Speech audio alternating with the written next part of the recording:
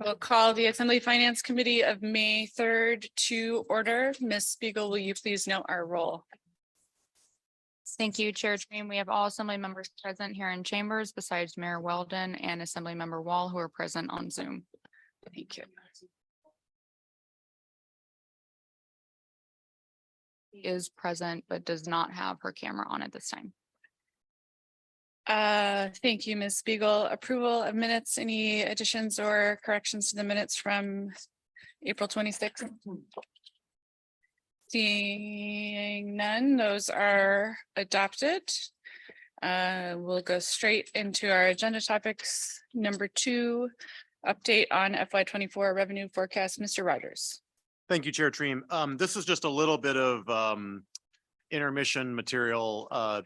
We will, the finance department will try to bring back the best report we can. The January, February, March sales tax quarter, those returns were due on Monday, 2 days ago. So we take us a little bit of processing on that quarter. But I wanted to share with you what's in the memo, which is that we are because remote sales tax is now sort of starting to reach a plateau. It's not necessarily growing leaps and bounds anymore. We had forecast that the 2 months, the January month and the February month of remote sales tax would be quite a bit higher than they were. It's possible that that means nothing, that it's an anomalous thing that will fit into a cyclical pattern of remote sales tax. But I didn't want to sit on that information because it might actually be the very leading edge of suggesting that rising costs for everything are causing people to have less money to spend on discretionary items. And we would assume economically at some point that that the rising costs of essentials and less money to spend on discretionaries could somehow affect total sales tax, not just remote sales tax. There's a counter argument that maybe says, oh, it doesn't really matter because people will spend whatever they can spend. They'll spend it on essentials that are more expensive. They'll spend it on less discretionary stuff. Eventually, the real question will be, do wages rise to meet those costs or not?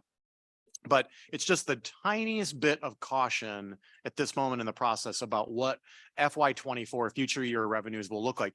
The FY24 sales tax projection is pretty big, and we think it's supported by the evidence we see. But if we are seeing some underlying softening in the economy, there's a possibility that I now have evidence of the first 2 months of what that trend could look like. So I promise next week there will be something in your packet about the quarter of sales tax, the sales tax returns, January, February, March. It might be hard to make a lot of assumptions based on that one data point.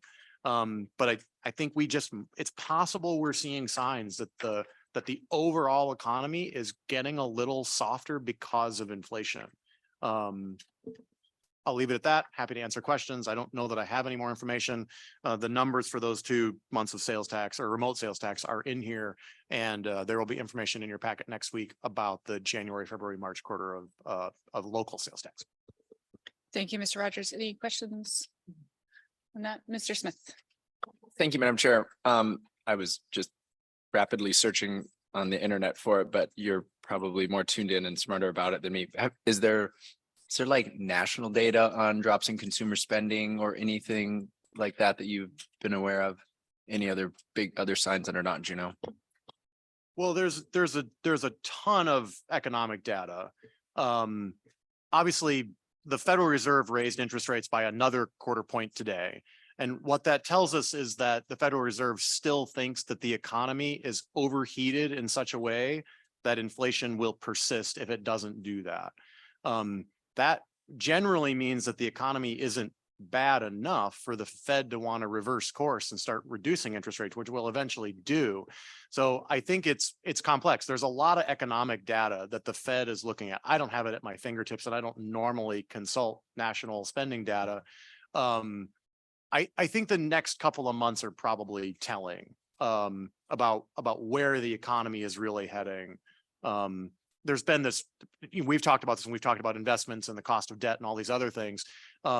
Either the Fed will accomplish the so-called soft landing, where they manage to get inflation to cool off and they can slowly reduce interest rates without causing the economy to enter a recession and bottom out in a serious way, or they will not succeed at that. And in order to control inflation, they will have to promote a recession, some real decline in economic productivity. If we get to a recession, I think we will see softening spending. At the same time, Alaska's not subject to some of the same factors, right? Where we see layoffs are in big tech companies, where we see economic pain is with big organizations that rely on cheap debt. The Alaska economy and the Juneau economy just operates on much different metrics. What we think we have in front of us is 6 months of a really big, powerful cruise season. I think the question will be, when people land here, do they feel like they have money in their pocket to spend, or do they feel cash strapped because everything at home is more expensive? I think that'll be a real question. Good, Mr. Smith. Okay.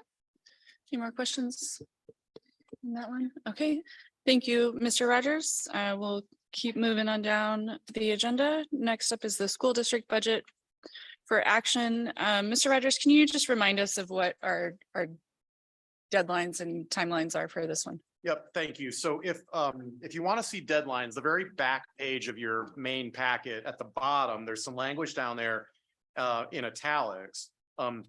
You have already determined by motion the minimum amount of funding for instruction, and the decision the assembly made was to fund up to the cap as you historically have.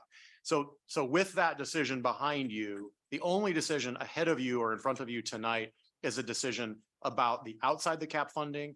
The manager's budget includes outside the cap funding equivalent to last year's outside the cap funding. The school district has an additional request, so the assembly will need to make a decision on that additional request tonight, and then you will pass the budget out of this meeting so that it can be on public hearing for passage by the required date, which is May 31st. So it will wind up on the May 8th. Thank you for the Lifeline Assembly meeting for action. Which is next Monday. Monday. So we do not have time scheduled to do this anymore in finance. We are scheduling ourselves to make that decision in finance tonight. So just so Correct. we're Thank you. all on the same page. Thank you, Mr. Rogers. Okay, I'll bring it back to the assembly. Mr. Bryson. Question, Madam Chair. My question, Madam Chair, is this 62 million total revenue? Is that with the manager's reflected budget number, or is that with the additional school ask in it? On page 13. Assemblymember Bryson's looking at packet page 16, the total revenue 62,885,200. That does accord with the manager's proposed budget for revenue. And the expenditure items, same thing, accord with the manager's proposed budget. So if the assembly tonight and approves an amount outside the cap, an additional amount outside the cap, then these numbers in the ordinance, we will adjust accordingly. Madam Chair, I have a motion. Go ahead. I move we adopt ordinance appropriating funds from the Treasury for the fiscal year 24 school district operations, and I ask for unanimous consent. Okay. Couldn't understand. Oh. Maybe you're too close to the mic or something. I'm not sure. All right. Are we okay? Is that better? I move that we adopt ordinance appropriating funds from the Treasury for the fiscal year school district fiscal year 24 school district operations, and ask for unanimous consent. I think Mr. Bryson is moving that we accept it's Oh. Sorry, I move we adopt appropriating ordinance serial number 2023-15, appropriating funds for the Treasury from fiscal year 24 school district operations, and ask for unanimous consent. I think I got it that time. Mayor Weldon and then Ms. Hale.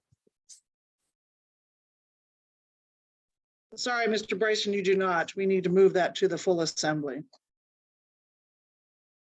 So we need to move ordinance serial number 2023-15 to the full assembly, if that's what you were trying to do. It doesn't get Thank here. you, Madam Mayor. That's what I was trying to do. Ms. Hale and then Mr. Smith. Thank you. It's just moving kind of fast, so just object for purposes of a question. So on page 12, we have the outside of the cap funding, and then on page 13, we have the ordinance that Mr. Bryson has moved. Is there anything, this ordinance that Mr. Bryson has moved is not going to affect what we do with the outside the cap? Yes, it will. Mr. Bryson's motion would accept what's in the manager's proposed budget. Um,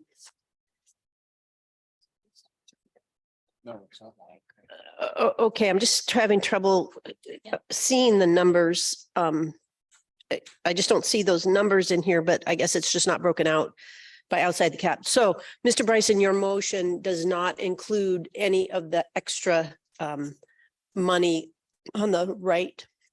Is that correct? That's correct. Excuse me. Okay, I maintain my objection. Okay. Thank you, Ms. Hill. Mr. Smith, My question was answered. Mayor Weldon. First of all, you guys are very broken. I didn't hear the rest of Ms. Hales, what she had to say. And that's my question, is the special revenue of $2,275,000 on the ordinance, the outside the cap money? Because it certainly looks like it to me. Mr. Rogers. Thank you, Chair Treem. So if you focus on page 13 in the packet, this is ordinance number 2023-15. He's Every breaking in and out. Okay. Mayor Weldon, you're sounding a little choppy too. Maybe if you turned your video off. Thank you. I'll try and go slowly so that Mayor Weldon can be with us. So in the middle of this page, you do see transfers in special revenue 2275 million. That is the outside the cap allocation. The school district has instead requested that amount be 2575, an additional $300,000.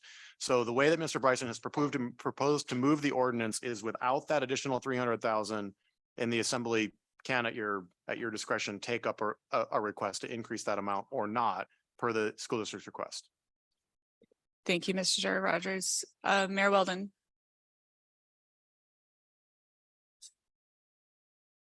Hopefully you can hear me, and it sounds like it's my end, not your guys' end. I would object for purposes of a question. Where are we on the community schools and Parks and Rec and the rally looking at RFP? Mr. Are we going to be done with those in time for this next school year or not? I guess is my question. Mr. Barr. Thank you, Madam Chair. Mr. Schaff and I have a meeting with Superintendent and Chief of Staff on Friday to talk about community schools. I feel confident in saying that we will not have a plan in place to bring to you before the budget needs to be passed on either of those topics. Ms. Wall. Thank you, Madam Chair. Can you hear me okay? Yes.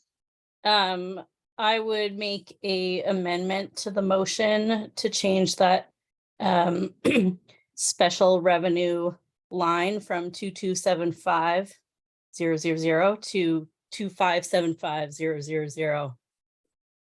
And ask for unanimous consent. Okay, there is objection, Mr. Bryson. Yeah, I object to it. I've pushed back on the school district's budget as much as I can. As Mr. Rogers said, we could be looking at a softening. We've only grown their budget from, it was as low as $74 million 9 years ago, up to $92 million. They're getting their increase. I thought a $300,000 decrease was a reasonable compromise at a little bit of pushback that eventually the school district is going to come to us and say, we need all these things. And we're not going to be in a spot where we can say, yep, here's the check. And if we don't start pushing back at some point, next year's request is going to be going at the same rate. It'll be $95 million and then $97 million. We have to push back at some point. And I know that it's a tough thing to say, hey, we can't give you that much more money, but we need to be realistic about what they can achieve with the number of students that they have and the funds from the community. I mean, it's literally going to come down to mill rate discussion later on. And this is one way that we can push back a little bit. Thank you for the time, Madam Chair. Thank you, Mr. Bryson. We've got Ms. Hale, Mayor Weldon, and Will Alkaduck. Thank you, Madam Chair. And Mr. Bryson, I very much appreciate your sentiments. I also very much appreciate that the school district has been in a very tight spot for a long time. And it's my belief and understanding that this $300,000 really reflects things that happened during COVID and trying to get back on an even keel post-COVID. I also like the idea a lot of somebody's got their mic open. Okay. Of Parks and Rec taking on community schools, but we can't do that hastily. We've got to be thoughtful about it, and there's no reason to be thoughtful about it. We actually do have money in our fund balance that can support this 300,000. And I agree, we need to look very carefully at everything, but let's get ourselves straight now and then really see what we can do to take some of these things on from the school district in the future. I support Ms. Wall's amendment. Thank you, Ms. Hale. Mayor Weldon. Thank you. Hopefully you can hear me okay.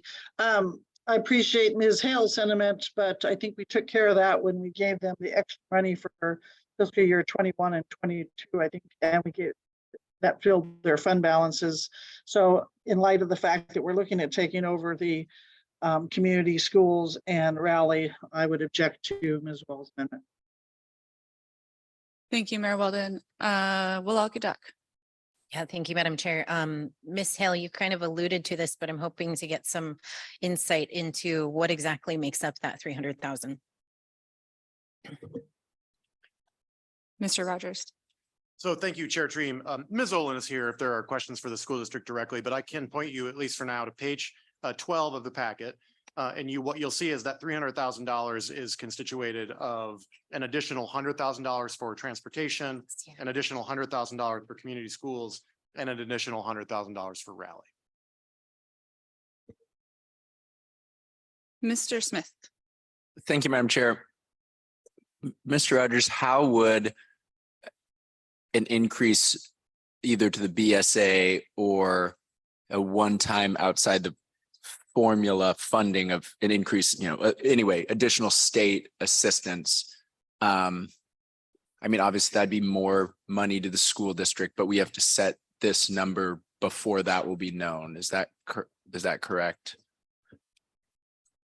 Mr. Smith, I can speculate that that a BSA increase or a one-time teacher bonus as being discussed would be part of the instructional funding formula, or considered as part of instructional formula. The decision in front of the assembly tonight is only about outside the cap. And I believe that outside the cap funding would be unaffected by any decision being made by the legislature at this time. And I think for further detail, I would defer to the school district.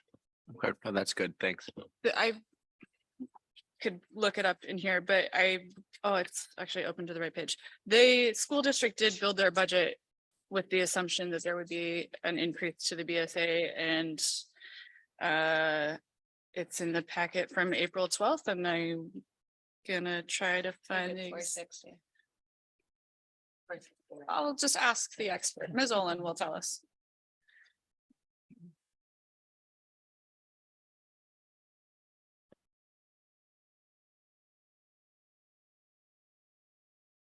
Good evening. My name's Cassie Olin. I'm the Director of Administrative Services for the Juneau School District. The Board of Education built their budget on a BSA increase of $430. And then I guess, I don't know who this question is for, maybe Mr. Rogers or maybe Ms. Olin. In the spirit of all money is green, the school district can take the money that we appropriate to them and split it up however they want, with the only restriction on that being the cap. They can't use more than what we give them for instructional funding outside the cap, but they could take some money from under the cap and use it for outside the cap activities. Is that correct? I was gonna hope that Ms. Olin and I would both nod yes, but Okay. maybe there's some nuance. I just had to make sure what I was thinking. So yes, you can take money from outside the cap, can move anywhere within those outside the cap different allocations that we have in the section. Anything in instructional funding has to stay inside the operating funding, has to remain in there.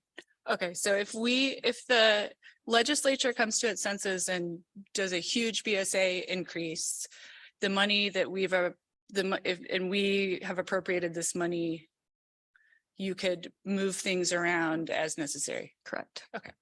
Thank you, Ms. Olin. I have Ms. Huskani's next and then Ms. Gladysevsky, and I'm sorry that I skipped you both in line. Thanks, Madam Chair. While I have Ms. Olin here, since I was $30 off what you budgeted around, and since you are more carefully attuned right now to what's being discussed on the Hill, what number are they currently discussing? And last I checked, it was a one-time, is that correct?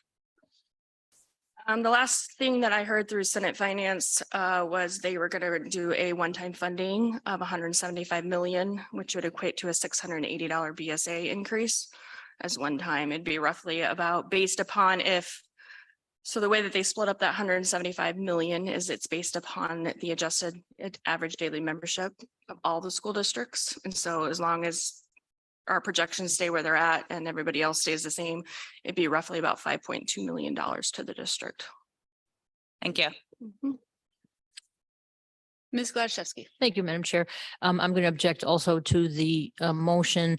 We've been talking about Rally for years, and I know it's never been it keeps falling off the school district's priority. They had pandemic and other things to do, but we keep funding Rally at a level that is pretty spendy for what we're getting. And so I think it's time to force us to do something about that. So I'm going to not want to add this additional money.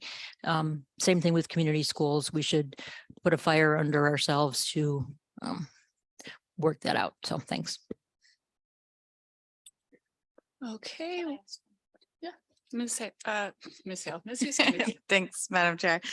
Just to clarify with Mr. Rogers, so the outside the cap funding, if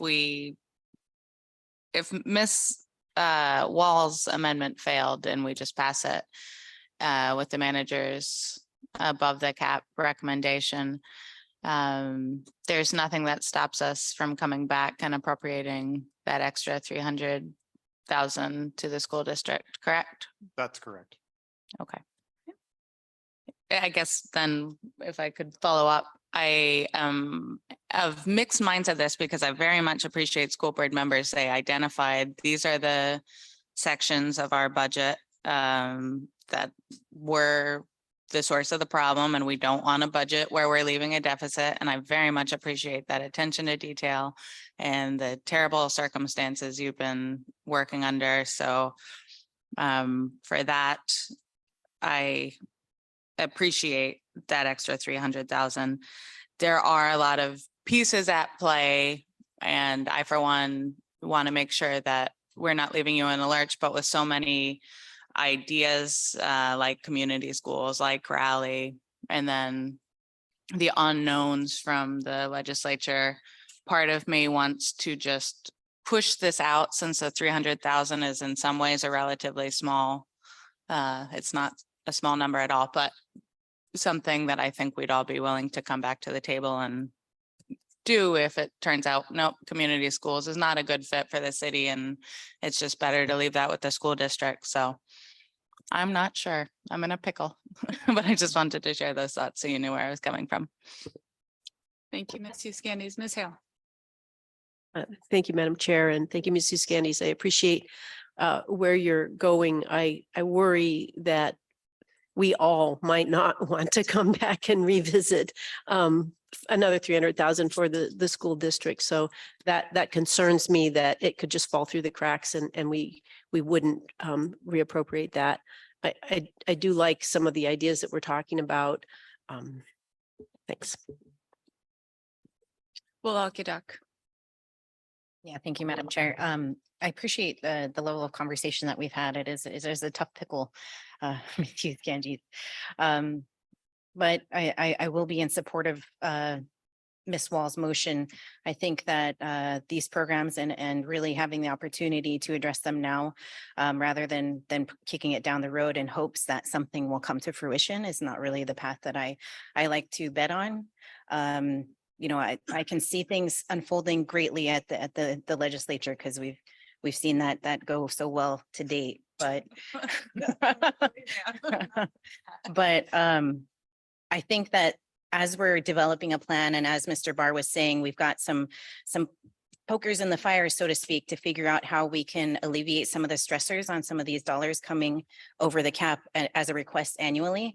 But as he said, the solution is not this year. And if it's next year, that's great. Let's figure that out next year. But the need for fiscal year 24 is now. So I'm going to be in support of this. Okay, we have a motion with objection. Ms. Spiegel. Thank you, Chair Tareem. Assemblymember Bryson made an original motion to move ordinance 2023-15 to the full assembly. And Assemblymember Wall has made an amendment to that motion to change the special revenue line of the ordinance under the transfers in section from $2,275,000 to $2,575,000. Assemblymember Wall, Yes. Assemblymember Bryson, No. Assemblymember Smith, No. Assemblymember Gladysevsky, No. Assemblymember Hale, Yes. Assemblymember Wachlaw Gooddock, Yes. Mayor Weldon, No. Assemblymember Hughes Candies, Yes. Assemblymember Chair Tareem. No. Motion fails, 4 ayes, 5 nays. Okay, thank you, Ms. Spiegel. That brings us back to the original motion as, well, not the original motion, the motion as amended. Any, or not amended, sorry, guys. It's, yeah, we're all there. Any objection, Ms. Wall? Thank you, Madam Chair. I'm going to go ahead and make another amendment. So my first amendment was to add 300,000. My second amendment will be to add instead 200,000 specifically for rally and transportation. I do think that these three items are all pretty different, and the impacts on the families who use rally will be significant if we don't fund this additional request. Mr. Bryson. Okay. Do you want to speak to your? Yes. Same point that I had before, that, you know, at some point we have to stop. But to target it at transportation, if year after year, there's not enough funds to transport students all over the town, then maybe we have to look at transportation just a little bit different. Could we maybe have a teacher drive from one school to the next instead of trying to drive students all over the place? I mean, anything different than there's not enough money for transportation. I'll leave it at that. Thank you, Madam Chair. Thank you, Mr. Bryson. Mayor Weldon, Mr. Smith, Ms. Hughes, nope. Wallach Gooddock. Thank you, Madam Chair. I am objecting for the same reasons I gave before. Okay. Thank you, Mayor Weldon. Mr. Smith. Thank you, Madam Chair. Maybe a chance to explain my previous vote and then also how I'll vote on this one. While the legislature leaves a lot of reason to not have faith in them, both bodies did pass, I believe, the same amount of additional one-time funding. That tells me there is consensus to add additional funding for schools. It should be a BSA increase. It probably won't be, but there will be additional funding for schools. For that reason, I'm okay to leave the over the cap funding the amount flat, knowing there's additional funding coming. If it does not materialize, I'll be the first to bring it back up and try to add this money back in a supplemental or something. So I'll object to this as well. Thank you. Thank you, Mr. Smith. Walkie-Doc.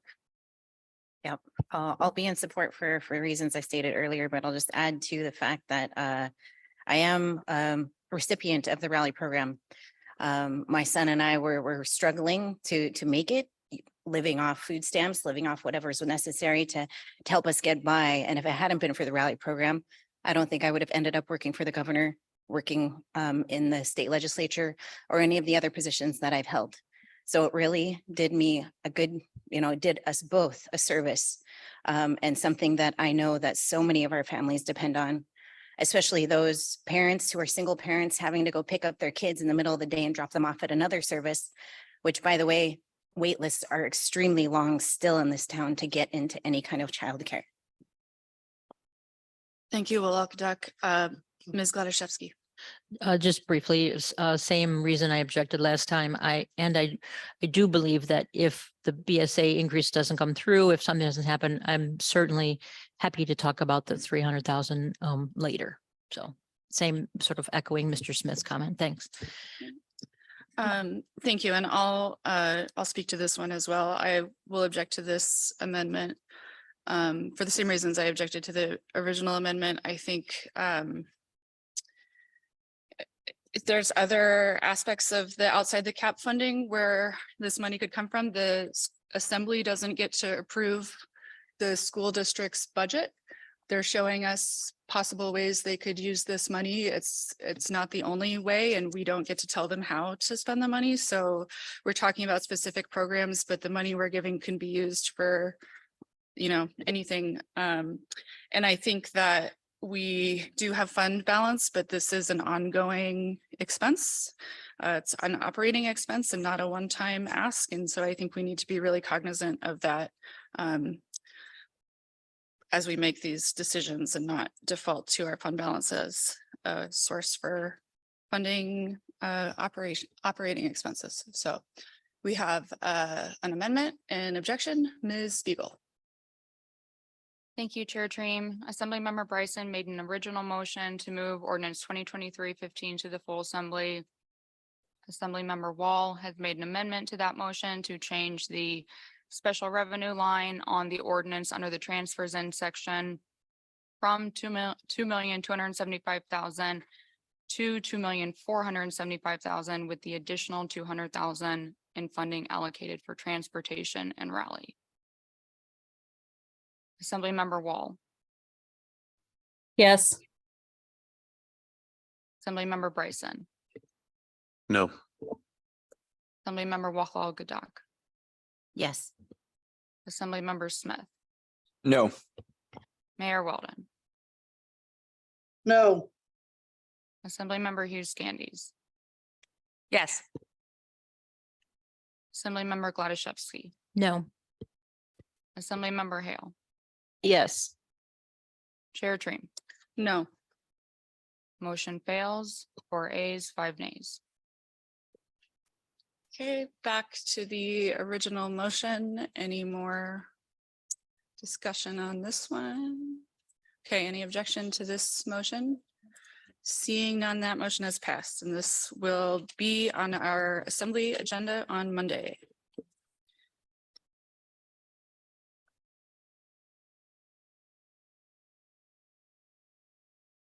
Okay. Up next, we have the assembly grants and community requests, and we'll be having presentations. Before we get to those presentations, we are going to do some things. That's what we're going to do. So we had a very long and unpleasant at the end meeting last week. I don't think any of us were happy with the outcome, and we'll address that before we get to the presentations. So to start with, Mayor Weldon. Thank you, Madam Chair. I'm going to make 3 motions, so just be patient, and I'll explain them as I go along. I move to suspend the rules in order to address the items that didn't make it on the pending list and allow my next 2 motions to go forward as a simple majority vote. And if I may speak to that, a suspension of the rules takes 6 votes. And my next motions will be dealing with putting those items directly to the pending list, as some people didn't understand what they were quite voting on. So my motion right now is just to suspend the rules in order to address those items and make my next 2 motions go forward as simple majority votes. Okay. Any objection to that motion? Okay, seeing none, go ahead. Oh, sorry. Ms. Glaszewski.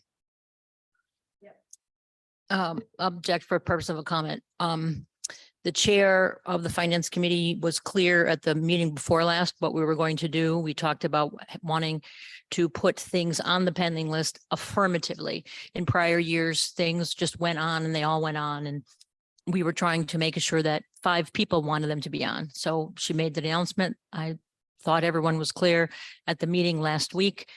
Multiple times I restated that very thing. I don't know how people didn't understand what they were voting on. It seemed clear to me. I will remove my objection, but I really, really don't like going back over things we voted on. And people have made this speech before about other things, and so now it's my turn. I will remove my objection just so we can move on. Thank you, Ms. Gladaszewski. Go ahead, Mayor Weldon. Okay, this one's a little bit trickier because I don't have the list, but I will move to add the community request other than the Sealaska Heritage Institute request that didn't make it to the pending list on April 26, 2023 Assembly Finance Committee's meeting, and asks for unanimous consent. Thank you, Mayor Weldon. Apologies, I should have sent you the list. So that is the Juneau Arts and Humanities Council request and the Downtown Business Association. Thank you, Ms. Hale. Any objection to? No, I wanted to know what you to remind me what they were, and you did, and they were both for relatively small amounts of money. As I Correct. recall. Thank you. Okay. Thank you, Ms. Hale, for the lifeline. Any objection to that motion? Seeing none, that motion has passed. Mayor Weldon. And then my second motion, and I should have said in my first motion that the chair will let those entities know when to make their presentations, so there's no confusion. I would move the Sealaska Heritage Institute request to the pending list and ask for unanimous consent. Thank you, Mayor Weldon. Walkie-talkie. Yeah, thank you, Madam Chair. I need to recuse myself from this vote as I sit as a Board of Trustee for Sealaska Heritage Institute. Thank you. Any objection to the motion? Okay, seeing none, that motion has passed. Thank you, Mayor Weldon, where our rules are back in place. Ms. Wall. Thank you, Madam Chair. In that spirit, I'll make a motion to move the requests that came in from for 4th of July fireworks and for the rock dump to the pending list as well, and ask for unanimous consent. Any objection? Mayor, Ms. Gladszewski. Object. The 4th of July, I object to the rock dump one. Mr. Smith. I move that we divide the question. Okay. I don't know what to do here. Yeah. Procedurally. Can you just, Ms. One Wall, at- are you okay doing one at a time? I am. Okay. I'll make a motion to move the 4th of July fireworks request to the pending list and ask for unanimous consent. Seeing no objection, that motion has passed. I'll make another motion to move the request from the rock dump to the pending list and ask for unanimous consent. Ms. Gladszewski. I object. This is an organization that it's a similar request to last time. I don't think they've done enough work. They don't seem to have gotten other funding yet. It's just a few short page memo, and I think they should do more before they ask us for a significant amount of money. Mayor Weldon. I object also for very similar reasons to Ms. Gladaszewski. The same request as last year, and they have shown no evidence of fundraising of any kind. Ms. Candies. Thanks, Madam Chair. I just wanted to note that while I appreciate the sentiments of the comments that were just made, some of the other things that are in our packet, the letter for Juneau Commission on Aging, for example, you know, Ms. Hale advised us as when we saw that for the first time that, you know, they're not super familiar with making that kind of request. And while I appreciate that it may feel like maybe not enough was received, I would be interested in hearing from the Rock Dump and giving them the same shake as everybody else. And perhaps we'd get more detail or that doesn't come across in their request. That's all. Okay, we have a motion and objection. Ms. Spiegel. Thank you, Chair Treem. On the motion to move the request from the Rock Dump to the pending list. Assemblymember Wall, Yes. Assemblymember Gladaszewski, No. Assemblymember Bryson, No. Assemblymember Hale, Yes. Mayor Weldon, No, Assemblymember Hughes Candies, Yes. Assemblymember Smith, No. Assemblymember Wahal Gadak, Yes. Chair Treem. Yes. Motion passes 5 ayes, 4 nays. Okay, Ms. Wall. Thank you, Madam Chair. Thank you. Oh. Can you hear me? Yeah, go ahead. Thank you, Madam Chair. Before we jump into the rest of this agenda item on community requests, I just had a after talking to the chair, a recommendation.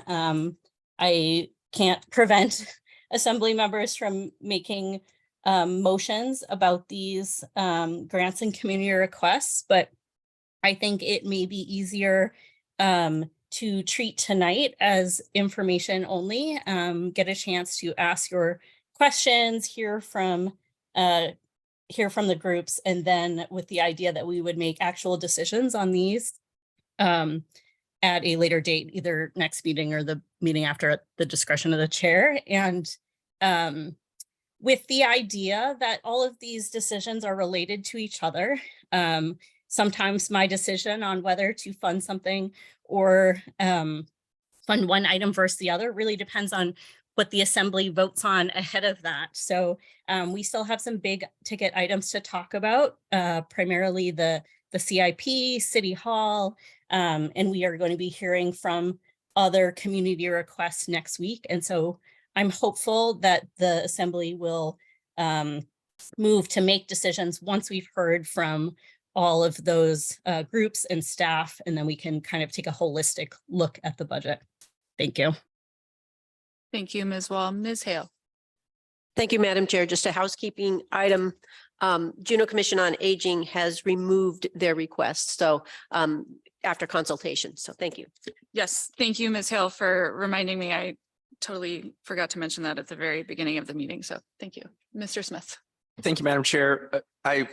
I appreciate Ms. Wall's comments and again, yes, anyone can make a motion anytime. I mean, if we do follow the calendar, which I think seems fair for us so that we know when we need to make a decision, and it's also more transparent for the public so they know that, you know, when they need to reach out to people or, you know, have supporters send emails or something, they know when to do that. So I agree with what Ms. Wall said and appreciate her comments. Thank you. Ms. Gladaszewski. I'd note that our finance schedule says the pending list is to be taken up on May 10th. It says May 10th. So it is. Yeah. Right, so that's May 10th. right? No, May 17th. Yeah, Oh. it's on there. It's also, you know, we can do things as we feel like it, but No, I know, I'm just saying it was kind of scheduled for the 10th, or that's what I thought. Am I wrong? Okay. Although it says final action on the 17th, so, well, the 17th as scheduled is our last budget meeting, oh, so okay. that's. So the 10th is when we would vote on them according to the schedule, kind of, right? Right? I mean, I'm okay Ideally. with doing it tonight too, but I get the logic of doing all at once so that you can see. Yeah. And that's okay with me. Ms. Hale. Thank you. And as you know, I have some complications with my travel schedule. I just want to make sure that the other things for final action on the 17th are still on the 17th so far, like setting the mill rate. Correct. And decision list, final action actually may happen on the 10th, it sounds like. Okay, thanks. Okay. I'm good with that. Okay, sounds like we're all on the same page. So Mayor Weldon, sorry. Just a reminder, May 10th, we should be talking about the decision list. We could be voting on it also. The final action is usually left for any items left on the decision list, but we usually have moved things by then. Okay. And Great. I think we're Ms. I just want to recap so we're clear. Most of the voting on the pending list will be on May 10th. If there's something left, maybe could be on the 17th, but we're trying to do the big stuff or most around the 10th. Is that just correct? Just want to make sure we all know. That's good. Thank you. Okay, thank you. I think that would be best for our schedule. Thank you. Yeah.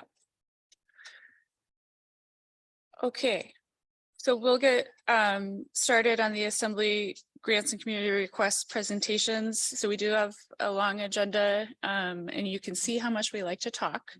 So if you could, the people who are presenting, just try to limit your presentations to no more than 10 minutes and perhaps let any questions kind of guide the discussion. And I apologize because I don't know exactly who is here for each one of these things, but the first one on our list is sale and the Diamond Park Fieldhouse elevator. Madam Chair, I don't know yeah. when the next opportunity for a break would be, so I don't know if we'll interrupt in between or can we take a I would- 5 minute now? Yeah, we can do 5 minutes now. I was not planning to go through all of. these Okay, without good. break. I was worried.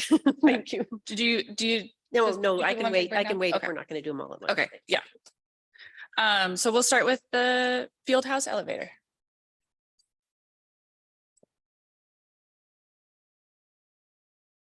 Oh, and if you could press the button and make the microphone green. Perfect. Okay. Thank you, Chair Treem and members of the Finance Committee for this opportunity to present to you tonight. I'm Joan O'Keefe. I'm the Executive Director of Southeast Alaska Independent Living, also known as SAIL. We're the Independent Living and Aging and Disability Resource Center for the Southeast region of the state. This first slide includes a photo of the front, the entry side of the Diamond Park Fieldhouse. The blue paint in the photo is the accessible parking, and under the photo is the SAIL logo, along with our succinct mission statement, inspiring personal independence. SAIL's 5 core values, accessibility, inclusion, empowerment, integrity, and collaboration, bring me here tonight to advocate for your support of all the funding required to install an elevator in the Diamond Park Fieldhouse. SAIL has been advocating for an elevator in this facility for many, many years. We maintain an elevator should have been mandated from the onset. The Americans with Disabilities Act, the ADA, was passed in 1990 and is modeled after the Civil Rights Act of 1964. The ADA affirms and protects the rights of those with disabilities in regard to employment, government services, and other aspects of public life. The ADA includes requirements for both architectural access and programmatic access. The architectural side of the ADA includes what many consider to be a loophole. It's an exemption for mezzanines, and under the law, access from the Diamond Park Fieldhouse mezzanine, the middle layer where the meeting space is, to the track is mandated, it is required, but strictly interpreted, and defying logic, access is not required from the ground floor to the mezzanine. That's the architectural side. That said, there's absolutely no question whatsoever that the ADA requirement for equal program access is not currently being met. According to the Northwest ADA Technical Assistance Center, the public entity must ensure that people with disabilities have access to programs and services under the same terms and conditions as other people. As the Diamond Park Fieldhouse is the one and only city-owned indoor track, and it is not accessible to those who cannot use the stairs, CBJ is not adhering to the ADA programmatic mandate for equal access. When CBJ owned the land and the nonprofit Diamond Park Fieldhouse owned the building, one entity was pointing to the other. Was it CBJ's responsibility to provide access to the track, or was it the nonprofits? Now that CBJ owns both the land and the building where the responsibility lies, there's no longer any question. The second slide includes two photos. On the left is a view of the turf field from the upper level track, and on the right is a photo showing a view of the track from the mezzanine. The third slide includes the number 6,717 in large lettering. According to your fine Parks and Rec staff, that's the number 6,717 folks who use the track from, or who use the track from April 2022 to April 2023. That's approximately 660 users every month. Moving right along, the fourth slide includes two images. On the left is an architectural plan of the first floor on the ground level of the Diamond Park Fieldhouse. And to orient you, the front entry is just to the right of the words Diamond Park. And the front entry, above that front entry are the bathrooms, and above that is the existing staircase. And above the stairs are 4 storage areas. Working with Parks and Rec Director George Schaff and his team, along with architect Wayne Jensen, both who are here tonight. The recommended location of the new elevators, the area circled in red on the far upper right. I neglected to include a picture of the large staircase from the ground floor to the mezzanine. So please envision in your mind's eye 18 stairs with without a landing until you get to that mezzanine, to that meeting area above. That second photo there across the meeting area is a second, much smaller flight of stairs that take you to the indoor track. And you can see the smaller set of stairs in the photo on the right side of the slide. We've added a dark green box and a lime green box to show the proposed elevator stops. The fifth slide includes the CBJ engineering estimate of $1,020,000 for the elevator. I don't blame you for sticker shock because I'm 100% there with you. That said, the Diamond Park Fieldhouse is simply not ADA compliant under the programmatic equal access mandate. And beyond the ADA, installing an elevator in the Diamond Park Fieldhouse is just the right thing to do. We all want a community that is accessible and inclusive to everybody. According to the CDC, 11.1% of the US adults have a mobility disability with serious difficulty walking or climbing stairs. That's a big number, over 11%. This population is currently denied access to a wonderful public amenity, an indoor track. Grandma can't watch her grandchildren participating in Girls on the Run. Parents can't get their young children in their stroller up the stairs. More than 10% of the population can't escape the rain or join their friends on the track for some healthy exercise when it's pouring outside. So in closing, I'm here tonight as both the executive director of SAIL and as a proud Juneau citizen to implore you to provide full funding for the Diamond Park Fieldhouse elevator this budget cycle, to right this wrong and to make our community more inclusive, more accessible, and welcoming for all. And then the last slide is thank you. I thank you for your consideration. Thank you, Ms. O'Keefe. Looks like we've got questions, Mr. Bryson and then Mr. Smith. Thank you, Ms. O'Keefe. And I don't think anybody would disagree with having ADA compliant access to the track. My question is this a like full-fledged elevator with an elevator shaft, or is this one of the handicap lifts, like what they use in the Valley Health Club, where it's not designed, it doesn't look like a regular elevator. It's just a lift and somebody can roll in with a wheelchair and it'll lift them up to the second floor. And it's about the same height as what the field house is. I'm very familiar with both buildings. I mean, just a quick Google search on my phone, those things are like $50,000 to $100,000. Is this architectural thing, have we looked at like other options, or we just said, hey, we're going to build an elevator shaft and a full-fledged elevator, and that's why it's $1 million?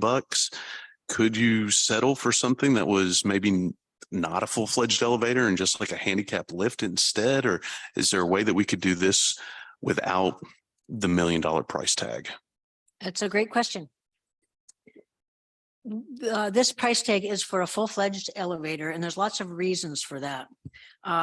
An elevator is far more durable than a platform lift, far more durable. It's more appropriate for a building this size, this number of users. It's got a larger carriage to accommodate a larger diversity of users, folks in large wheelchairs, somebody who's got a care attendant with them. Finding a certified repair professional for one of those platform lifts. I mean, I used to be a member of the Racquetball Club. That thing was broken all the time. There's elevator, 2 companies here in town that can service that elevator. Yeah, I strongly encourage, I think it's the right thing to do for this community. Thank you, Ms. O'Keefe. Sorry, I don't mean to ask this very pointed follow-up question. Would you rather, if there wasn't enough funding, just skip and pass and not get any kind of lift? Or if there was a little bit of funding, go ahead and maybe the lift would be okay if there wasn't quite the whole $1 million? Or would you guys rather just wait until there was an extra $1 million to be able to perform a CIP? Because that's how a project like this would normally come about for the city, is that Parks and Rec would put this on their 6-year list. So that way they know which projects are coming up and we plan for funding of them. If you wanted to bump this to the front of the list, would a lower funding amount that maybe less of a product so that you could get it done right away, would that be acceptable to you? Or would you rather, if maybe that there's not $1 million in funding is what I'm trying to point out, there might not be. I guess I want to hit a couple points there.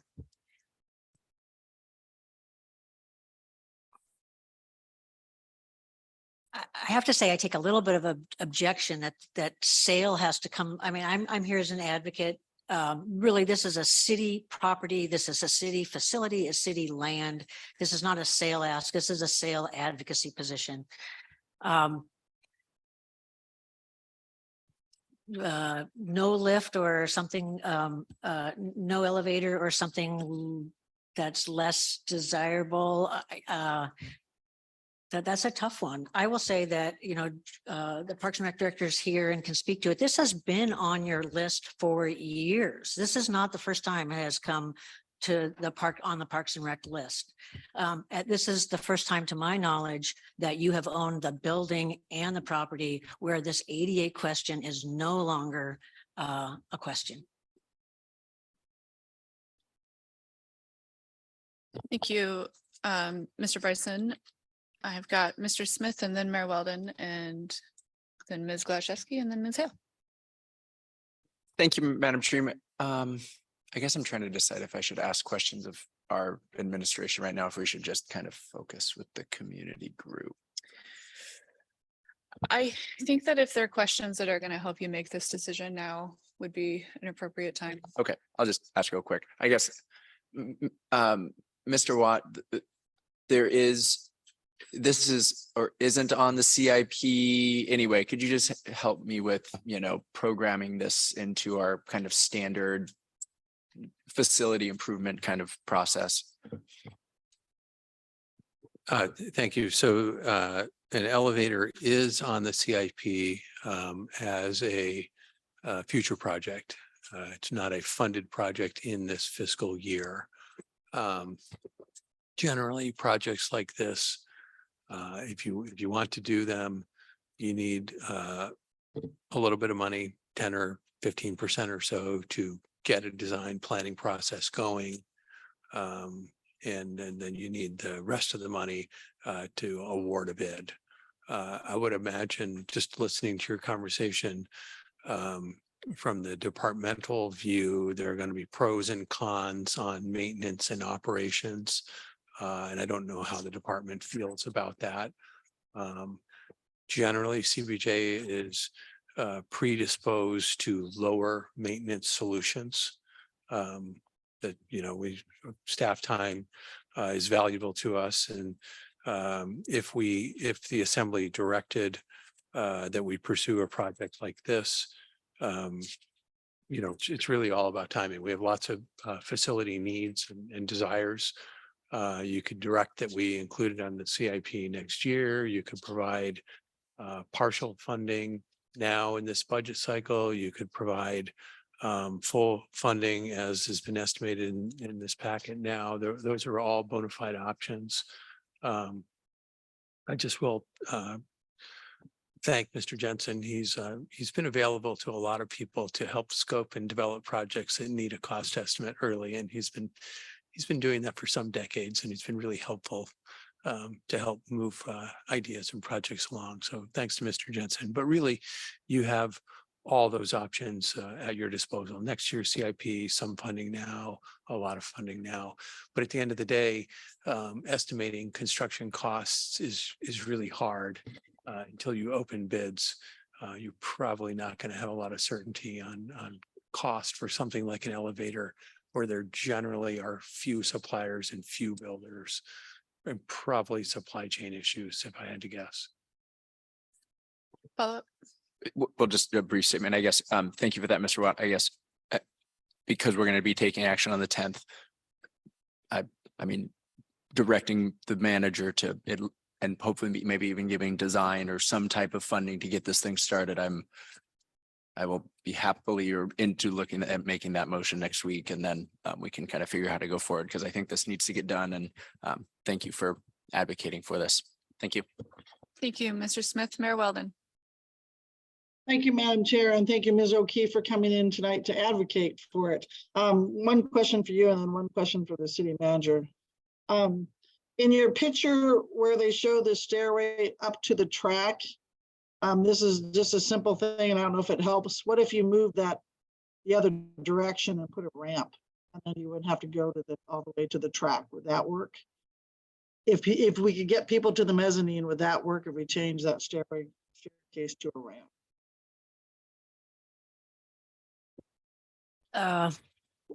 So through the chair, I guess I would have to, we'd have to look at the rise and run and I'm not prepared. It could be an option, but you'd end up with an elevator to the mezzanine, and then anyway, I see the manager has his hand up. Thank you. A little bit of lifeline for the sale director. So a ramp could be an option, but it would be a long ramp under ADA requirements. You can only rise so far before you have a landing. And my guess, just knowing the elevation of the track relative to the elevation of the turf, it would be a very long ramp with a lot of landings. It would be challenging. Oh, I'm sorry, that's not what the mayor asked. To get to the mezzanine, there is approximately 24 to 30 inch rise to get to the track. Madam Mayor was asking the question, and forgive me, Madam Mayor, but I caught what you're saying right away. Instead of trying to get the elevator to go all the way to the track, get the elevator to go just to the mezzanine, which is about 30 inches below the track level, and then have a ramp up the 3 stairs to get from the mezzanine to the track. That was what the mayor's question was. Sorry for the interruption. Thank you for that clarification. So yes, I think in scoping an elevator or a lift, you would look at options like that. So instead of ordering a 2-stop elevator and the complexities, you would evaluate whether a 1-stop elevator and a short ramp was feasible. So, I mean, I think all those things would shake out in a architectural planning process. Okay, and since Mr. Manager, you're talking, I'll ask my second question. I'm going along with what Mr. Smith says. What would we address this year for design? To give us a number to put it in the CIP next year. We can put money to design this year. Can you come back with a number for that for our next meeting? Please. We can come back with a number for next meeting. Ms. Gladys. Thank you, Madam Chair. I don't have a question for Ms. O'Keefe. Thank you for, making us talk about this. The question is really for the manager and Mr. Schaff. You say it's been on the CIP list. Where has it been? Why all of a sudden is it $1 million? You don't have to answer now, but when we talk about this to vote on, what are the options? Is the lift viable? Is it not viable? Is a ramp viable? Is it not viable? We're trying to redesign a elevator here now. It's not really our expertise.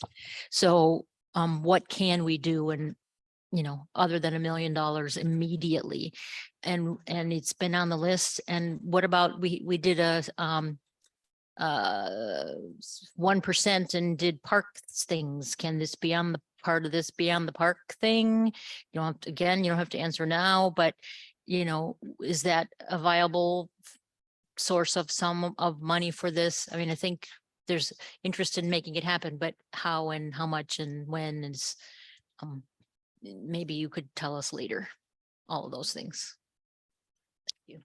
Thank you, Ms. Gladys. Ms. Hale.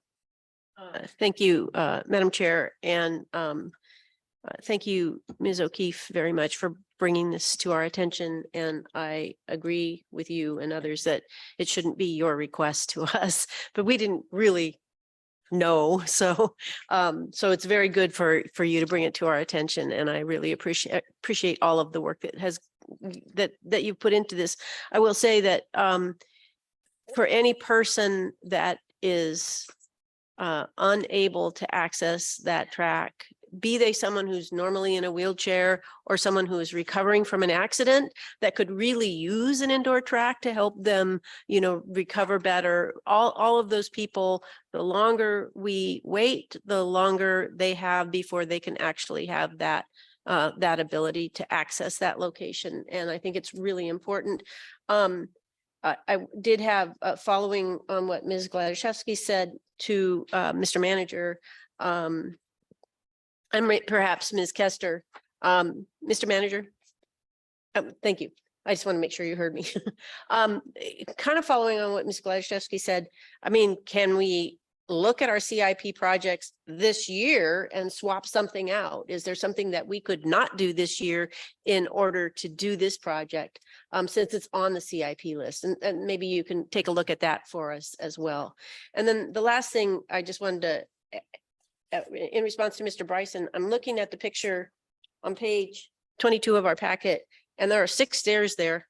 And I think a stair is 7 inches high. So that'd be a good 42 inches, not 30 inches. And that'd be one steep ramp. Thanks. Thank you, Ms. Hale. I do have a question, and I don't know which member of the staff it is for. This is in our CIP on page 32, and it's just listed under the Parks and Rec projects. Obviously not all of them are in the CIP as funded. Where did it just go? Okay. And the amount listed is $450,000. I'm just curious if that amount was kind of just a WAG as a place to start, or what that would cover. Mr. Watt? Yes, lots of our preliminary estimates in CIP are our best guesses at the time. Okay, thank you. Okay, any further questions for Ms. O'Keefe? Who has already run away wisely. Okay, well, it's following Ms. Wall's advice, I think, is what we're going to do. We won't take action on this, but thank you, Ms. O'Keefe, for the presentation. Thank you for bringing this to our attention. How are we doing? Do we need a break? Okay, we'll take a 5-minute break. Okay, we're back And next, I have too many papers. Next, on our agenda, since we are skipping Juneau Commission on Aging, is the Juneau Housing First Collaborative with a whole party up here.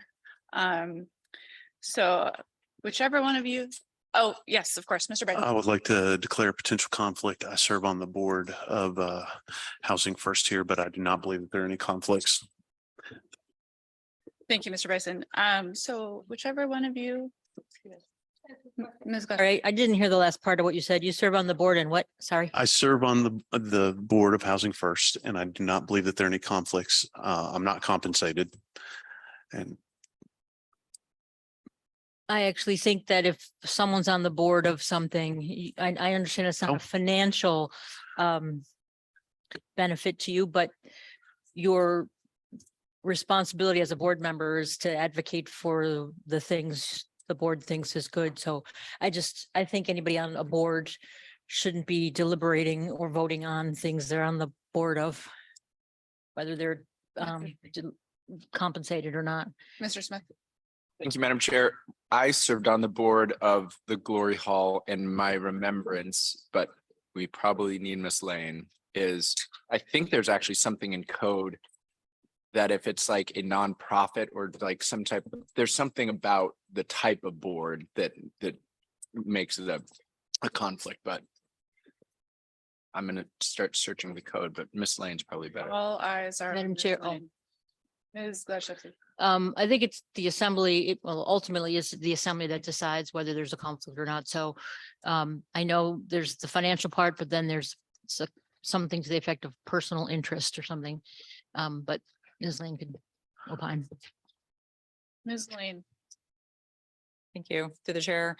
So it is a personal or financial interest. And if Mr. Bryson has indicated that he doesn't believe he has a conflict, it is ultimately up to the chair to determine whether he stays on or not. Normally, if somebody does object and indicates they believe he has a conflict, that is enough to for him to not participate in the vote. Okay, we're gonna do a very short recess. Don't go anywhere.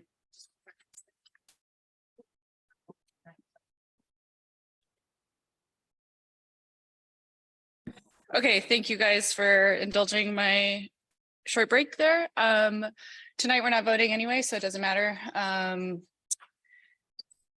I'll think about it over the next week and we'll figure it out. But for the moment, Mr. Bryson, thank you for letting us know.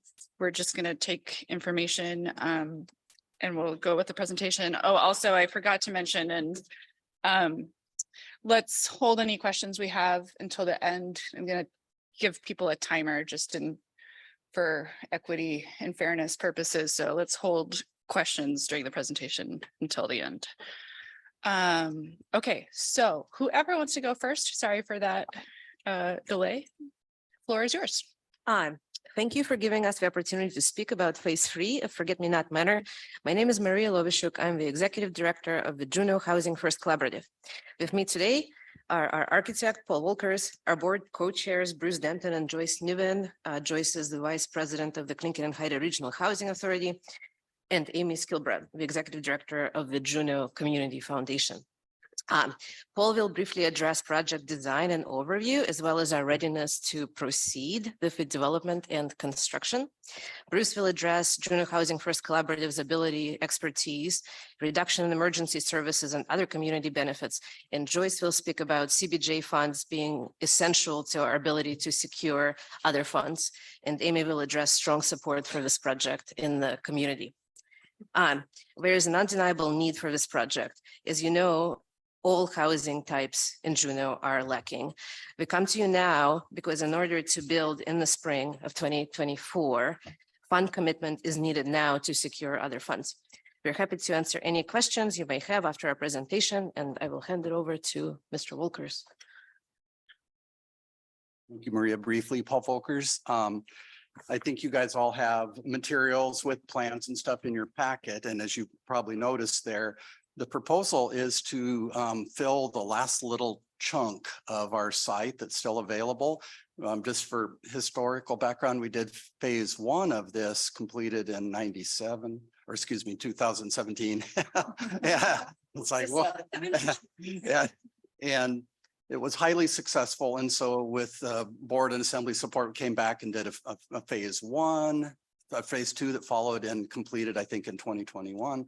And now we are back to fill the site out with phase three. And the board pushed us like, how much could you fit on there? And we've squeezed it as far as we think is practical, using the same SRO unit that's been prototyped in the first phase and the second phase. And we're able to get 28 total units by actually creeping up to a fourth level even, because with the rising roof, you can get 4 full floors in here. And so it makes a very compact, very efficient unit. And again, not to state the obvious, the fact that we've got an existing site to build on with all the parking in place, all the infrastructure in place, makes this highly attractive. And as Maria mentioned, we're able to sort of turn the crank rather rapidly on this, since it's going to be just deploying a prototypical design. So I think that, and just a last point is that this would be the same very low maintenance, very high efficiency facility that we've pioneered in the first couple phases, and it would just be more of the same and serving roughly the same function. Thank you.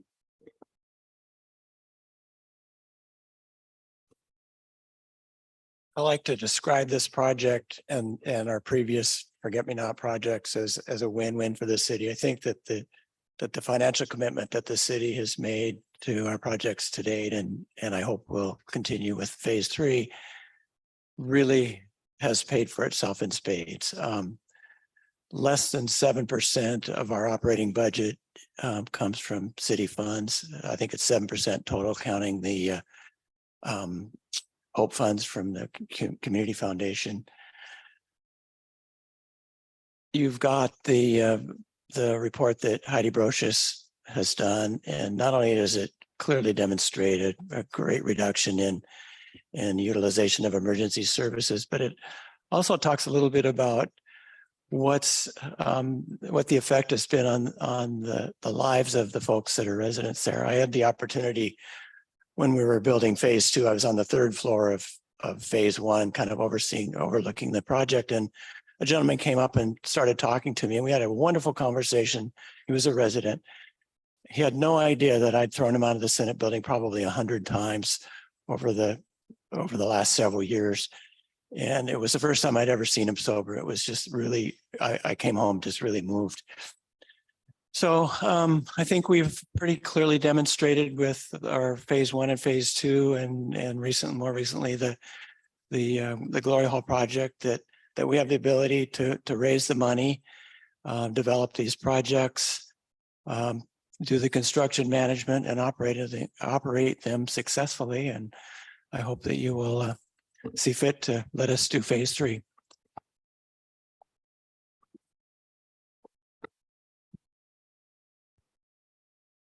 I want to emphasize a couple points with our request, one of which is the timing of our request.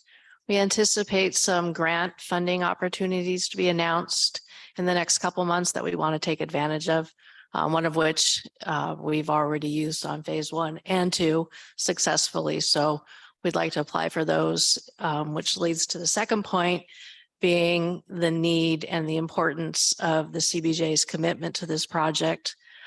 We could use that commitment as leverage funding on those grant applications.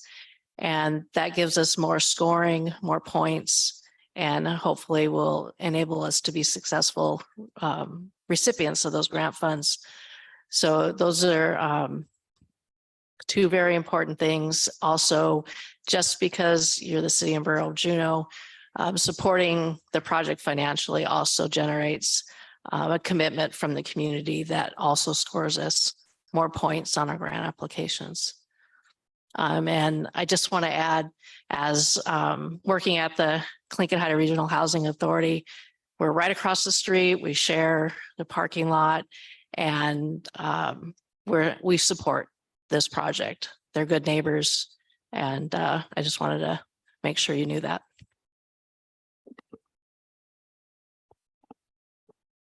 Thank you. And just wanted to add quickly on here that the community support for this is quite wide and broad.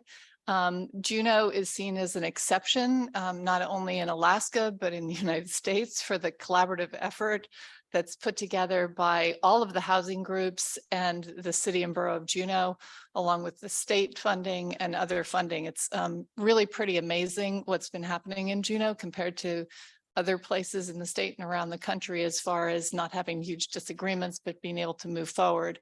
The Community Foundation supports this completely. We've been working with and bringing together all of the nonprofits that house people who are otherwise homeless for, I guess, since about the middle of September. This is, and we came up with a organization name or a group name called the Juneau Nonprofit Housing Development Council. And the aim of this group is to build the housing, buy the housing, renovate the housing that's needed for people who are who earn less than 30% of area mean income, because there is nobody else doing it. And so for that reason, and what you've heard already, really looking for your support. Thank you.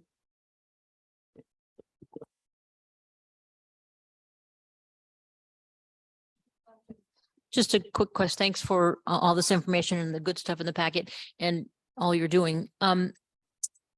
Ms. Gilbert, you mentioned Juneau as an exception. I'd like to hear more about that. Tell us about that. And also it's a new you started a new organization, something, or it's not this one, or just can you explain things? So two things. One is, just for example, the new head CEO of Rasmussen Foundation was down here last week, and we had dinner with her, and Robert Barr was there, Maria was there, and Mandy Cole with Aware was there. And the impression that she told us she had already heard about from Juneau, and it's pretty widespread, was how there's a lot of collaboration among all the organizations and with the Community Foundation and with the City and Borough of Juneau. The funding that the City and Borough of Juneau has provided for phase 1, phase 2, and for the Glory Hall, all of those were instrumental in being able to secure the additional funding that was needed in order to move these projects forward. So that's good on all of you, because it really makes it work. We didn't start a new organization. We gave this group that was meeting a name, and we have a originating statement for it. And basically all of the different groups that are working together to house people who are otherwise homeless are looking at how do we get to functional zero in this town for homelessness. And that's the goal. So if you will, that's different than the Juneau Coalition on Housing and Homelessness? Yeah, it is, only it's not in, it's another title. Basically focusing just on building, renovating, buying, remodeling in order to provide housing. Thank you.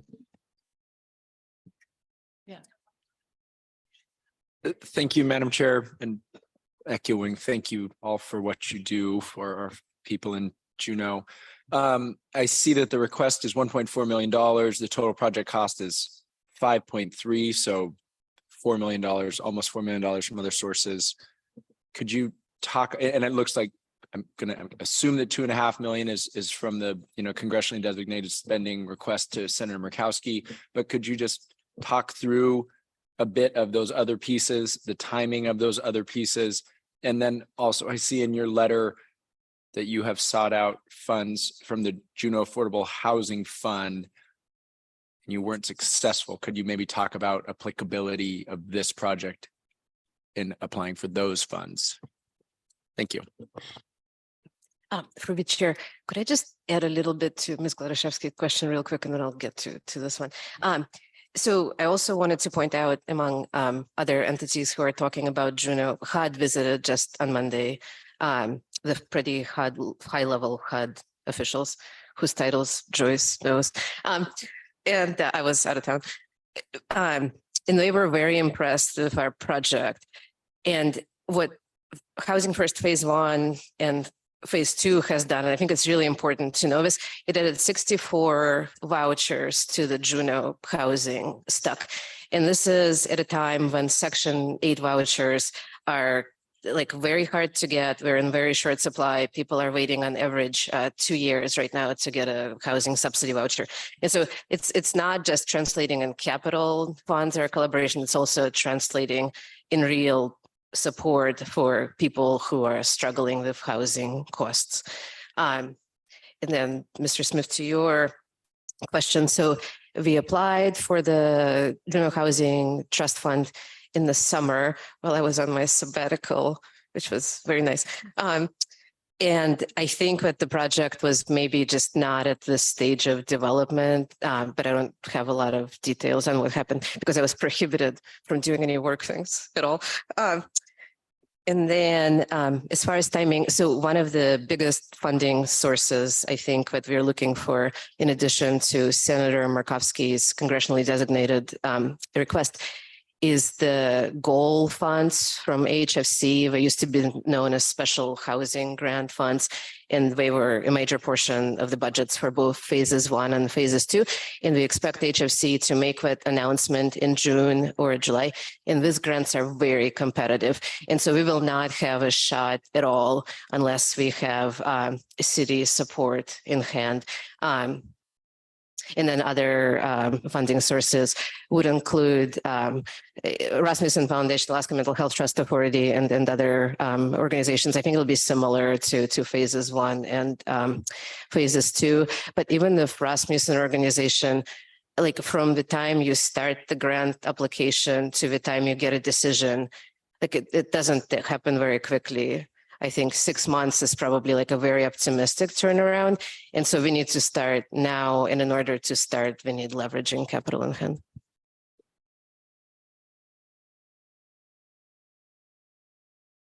Mayor Weldon. Thank you, Madam Chair, and thank you all for being there. Great project. I don't think anybody would disagree that the Forget-Me-Not Manor facility has been good.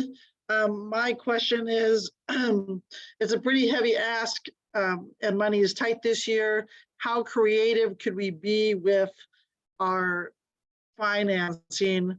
Could we pass a resolution and give maybe like half this year and promise to give half our next budget season? Would something like that work? That's my question. Could we do something like that instead of trying to dish out $1.4 million today? Because I don't know that we could get there. I think that if we want to build in the spring, especially because, you know, like a lot of the development design work has been done during phases 1 and 2, probably having all of the funds in hand, because I think the construction will go pretty quickly. Like we already know how to do it. We already know what the site looks like. We don't need any studies. And so likely most of the funds will be expended quickly. But I think for the purposes of grants, like the commitment that says 1.4 is what's needed.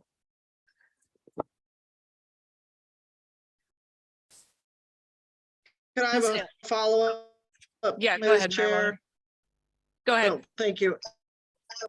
So, but you're saying you start billing in spring of 2024, so that would be our next budget season. So I don't know if we'd be able to do that or not. That's what I just said. I was just wondering if we could split the difference and try and get some to you now and some next year.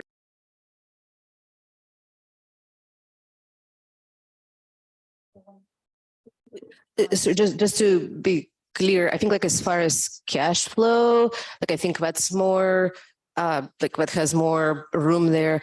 But I think like as far as us competing for points, like when we have a piece of paper that says 1.4, it like gets us to the percentage amount that we need to score maximum points to be competitive on the goal grant. And then places like the Murdoch Foundation will not consider a request if there's less than 40% commitments secured. So I think we're just like two different things, commitment of funds and then cash flow.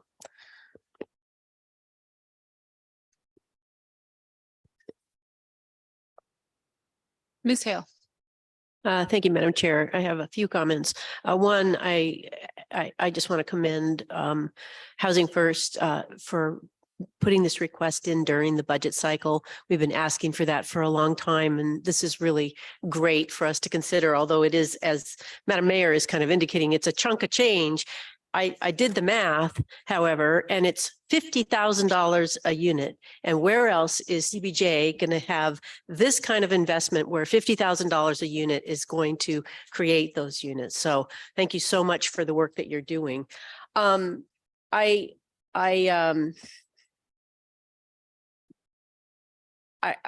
I support this. I wonder, and it's a question for Mr. Manager, perhaps, I wonder if some of the funding, and this gets to what Mayor Welding is talking about, if some of the funding might come out of affordable housing funding that we have set aside. So we have that in our 1%. We actually have that money, and I don't know if that's a possibility. I see Mr. Manager leaning forward, and it's not that we have to have an answer now, but maybe just a Ms. thought. Hale, just, I had similar questions. The Affordable Housing Fund is on page 66 of our budget book. And what is in the manager's budget is 2.6 million. So, you know, and we have the ability to change that, but it would be probably a good funding source for a project like this. And speaking of the Affordable Housing Fund, that $50,000 a unit is also part of our housing fund process. So I see they're making the exact same ask, which is great. It's pretty remarkable. And if I could just also point out, and I think maybe perhaps Mr. Manager has talked about this when we've been talking about how to get more housing built and then how to get more housing that is truly affordable. At some point, it came into the conversation that really, if we want affordable housing, I mean, that's, you know, like for people with lower incomes, there's got to be some component of nonprofit funding, because we can't go to the private sector to build that because they can't do it affordably themselves. They can't actually make money and build houses that people could, places that people can stay. So thank you. Okay, any further questions on this one? I don't think so. Thank you all for being here. You roll deep. We appreciate that.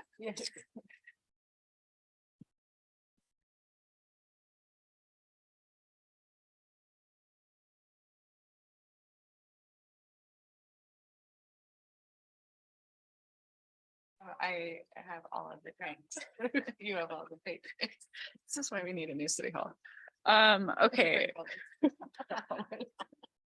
Up next is the Alaska Committee.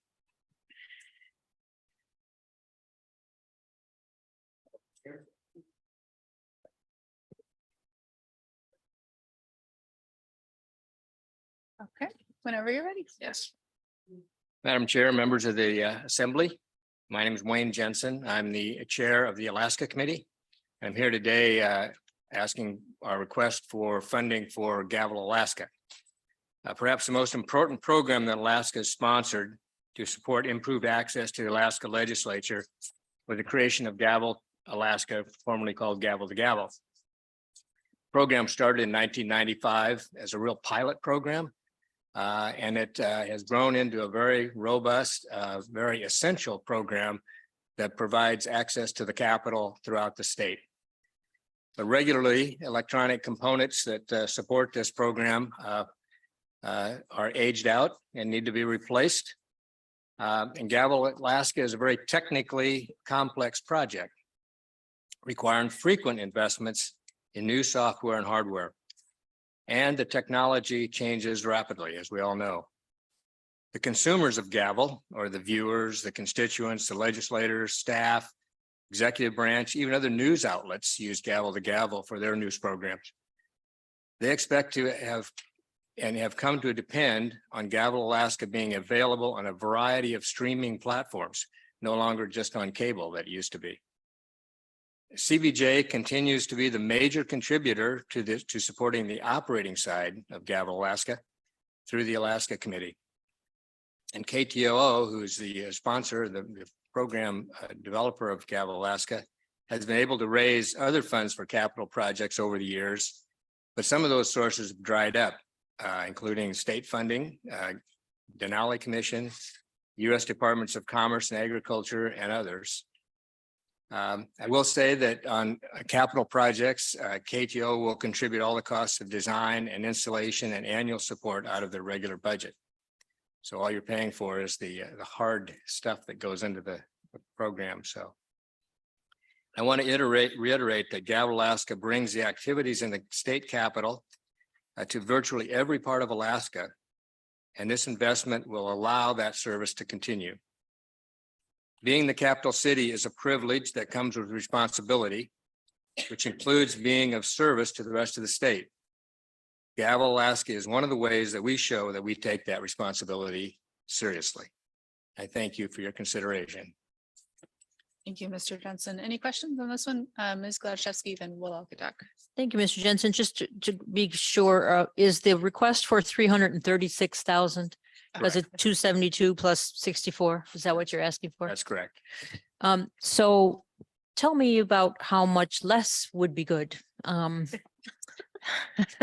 Other funding you could get. 335 would be nice. Yeah, no, I know, seriously. I mean, you heard us ask everybody this question. No, I understand that. I don't mean to be flippant, but anything that you contribute would be a help to us allowing to approach other funders.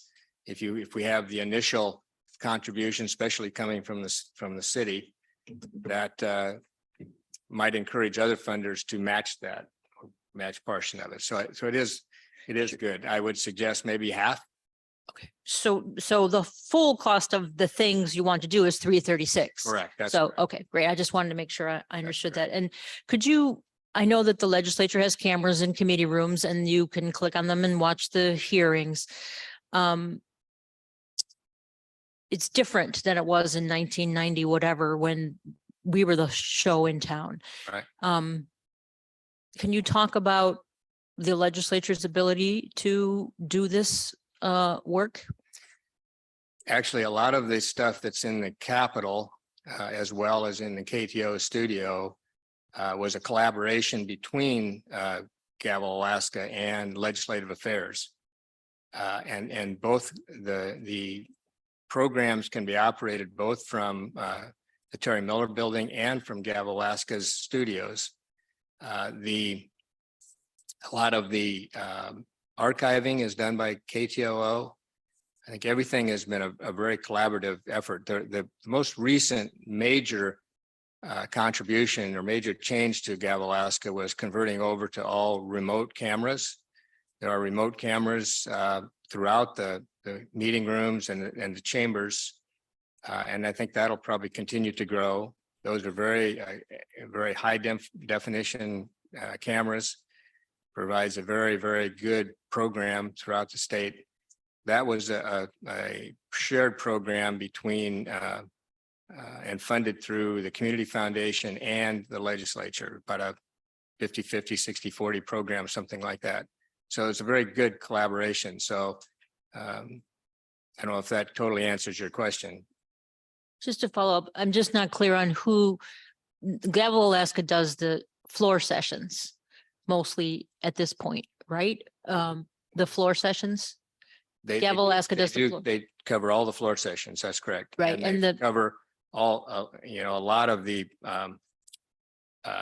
committee rooms as well. And then the ones that aren't live typically are archived, and you can go back and get those other programs or those other committee rooms. But the committee rooms, or you can go to the legislature site and watch the finance meeting or the State Affairs Committee. Right. That's the legislature doing it, correct? It's not Gavel. It's Alaska, all done through Gavel, Alaska cameras. But they're doing the, And the feed goes to them, and it also goes to the KTO studios. okay, thank you. So what if you're viewing it in the Capitol, that's coming from the legislators' feed and back out, but it's the same feed, it's the same information. And right, right. That's the easy way to say it, but it was a collaboration that did the big upgrade between the legislature and Gavel, Alaska. And the production value is way better on Gavel, Alaska. Mr. Smith. Yeah, thanks, Madam Chair. Just on that, Yeah, sometimes you can just see different views and one is like interactive and changing shots and then some is just like an eye in the sky and anyway, but all the same equipment. And for years I would kind of get grumpy that the legislature is not supporting Gavel. It seems like they should.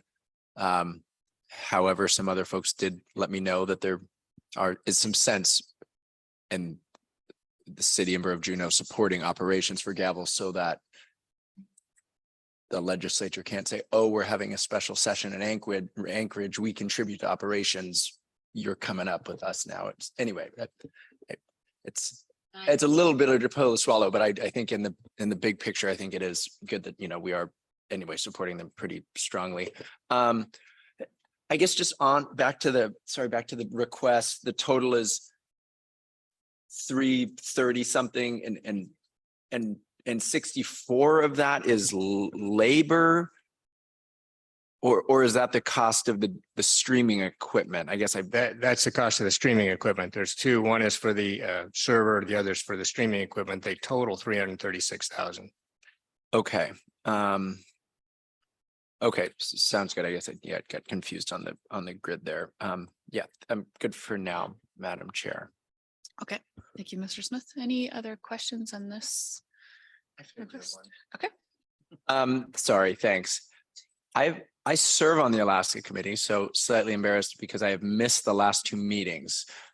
Was there discussion by the committee in terms of using possibly some, I don't know what kind of funds the committee has available, but you know, is that something we could look at if the city chips in this, maybe Gavel Alaska can chip in a little to help make the project go, and we can, anyway, was that a discussion item?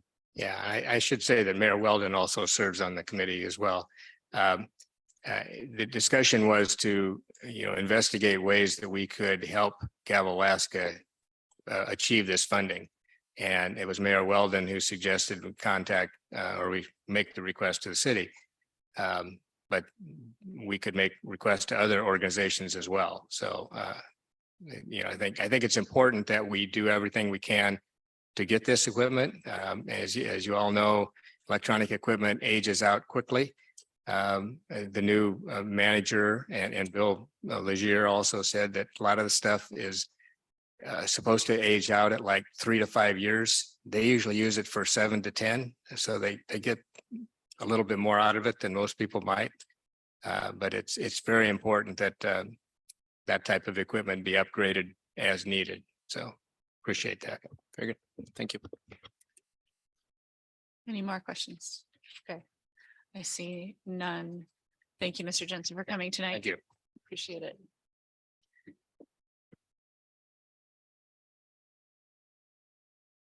It's your turn, JEDC.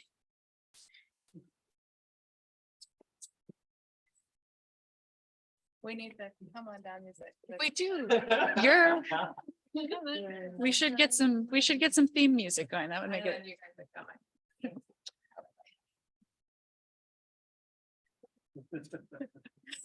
Whenever you're ready, Mr. Holst.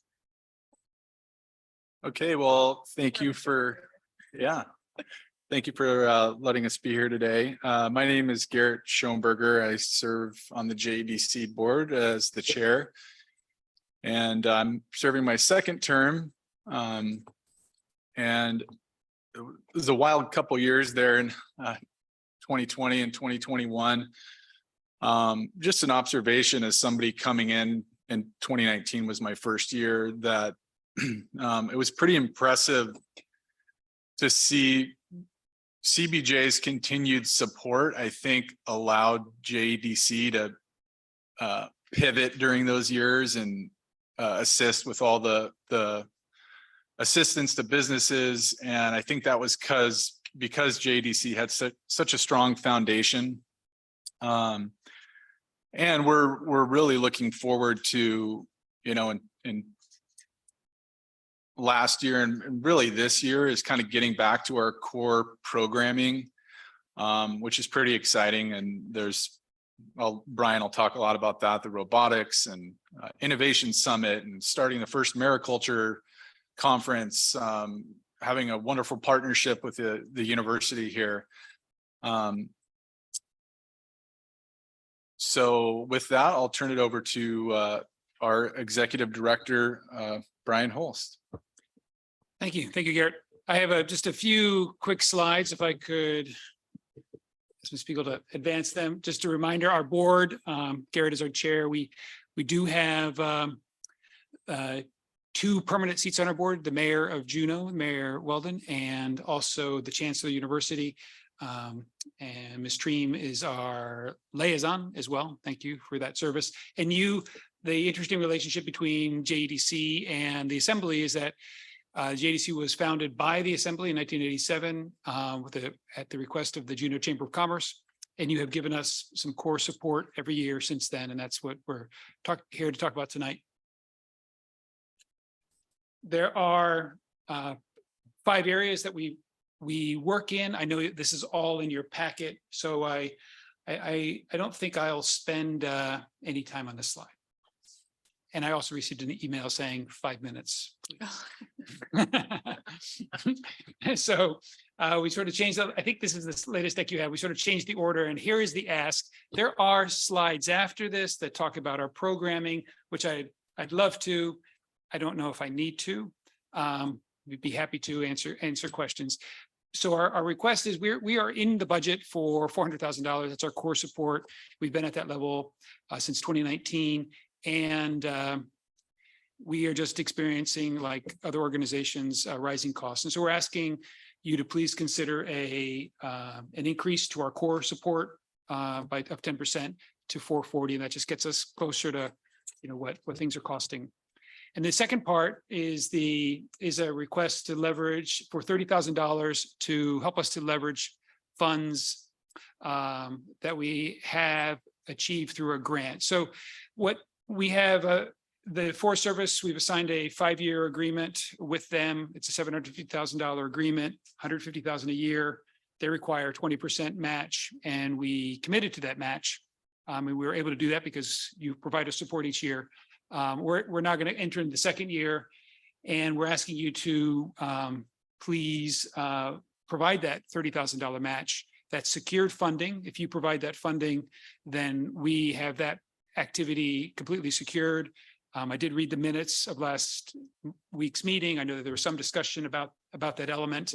And by doing that, you allow us to use our other core support to pursue other projects. And while nothing is certain until it's signed up, we do have there's quite a bit of work to do in this area, and the Forest Service is considering an increase to the funding for that work over the next several years, which would require also additional match. So Ms. Treem, I could leave it there, or I could go into more details about other activities. It looks like we've got questions, so that might lead our discussion. How does that sound? Thank you. Okay, I saw Ms. Gladchevsky, Ms. Hale, and then Ms. Huskini's. Just a thank you. Oh, Just and a then quick Ms. Wall. question about the regional visitor industry work briefly. What's that? So that you need we money refer for? to as the Visitor Products Cluster Working Group. You may have heard of that. We've supported. It's an industry group that advocates for ways to strengthen the visitor industry in Southeast Alaska.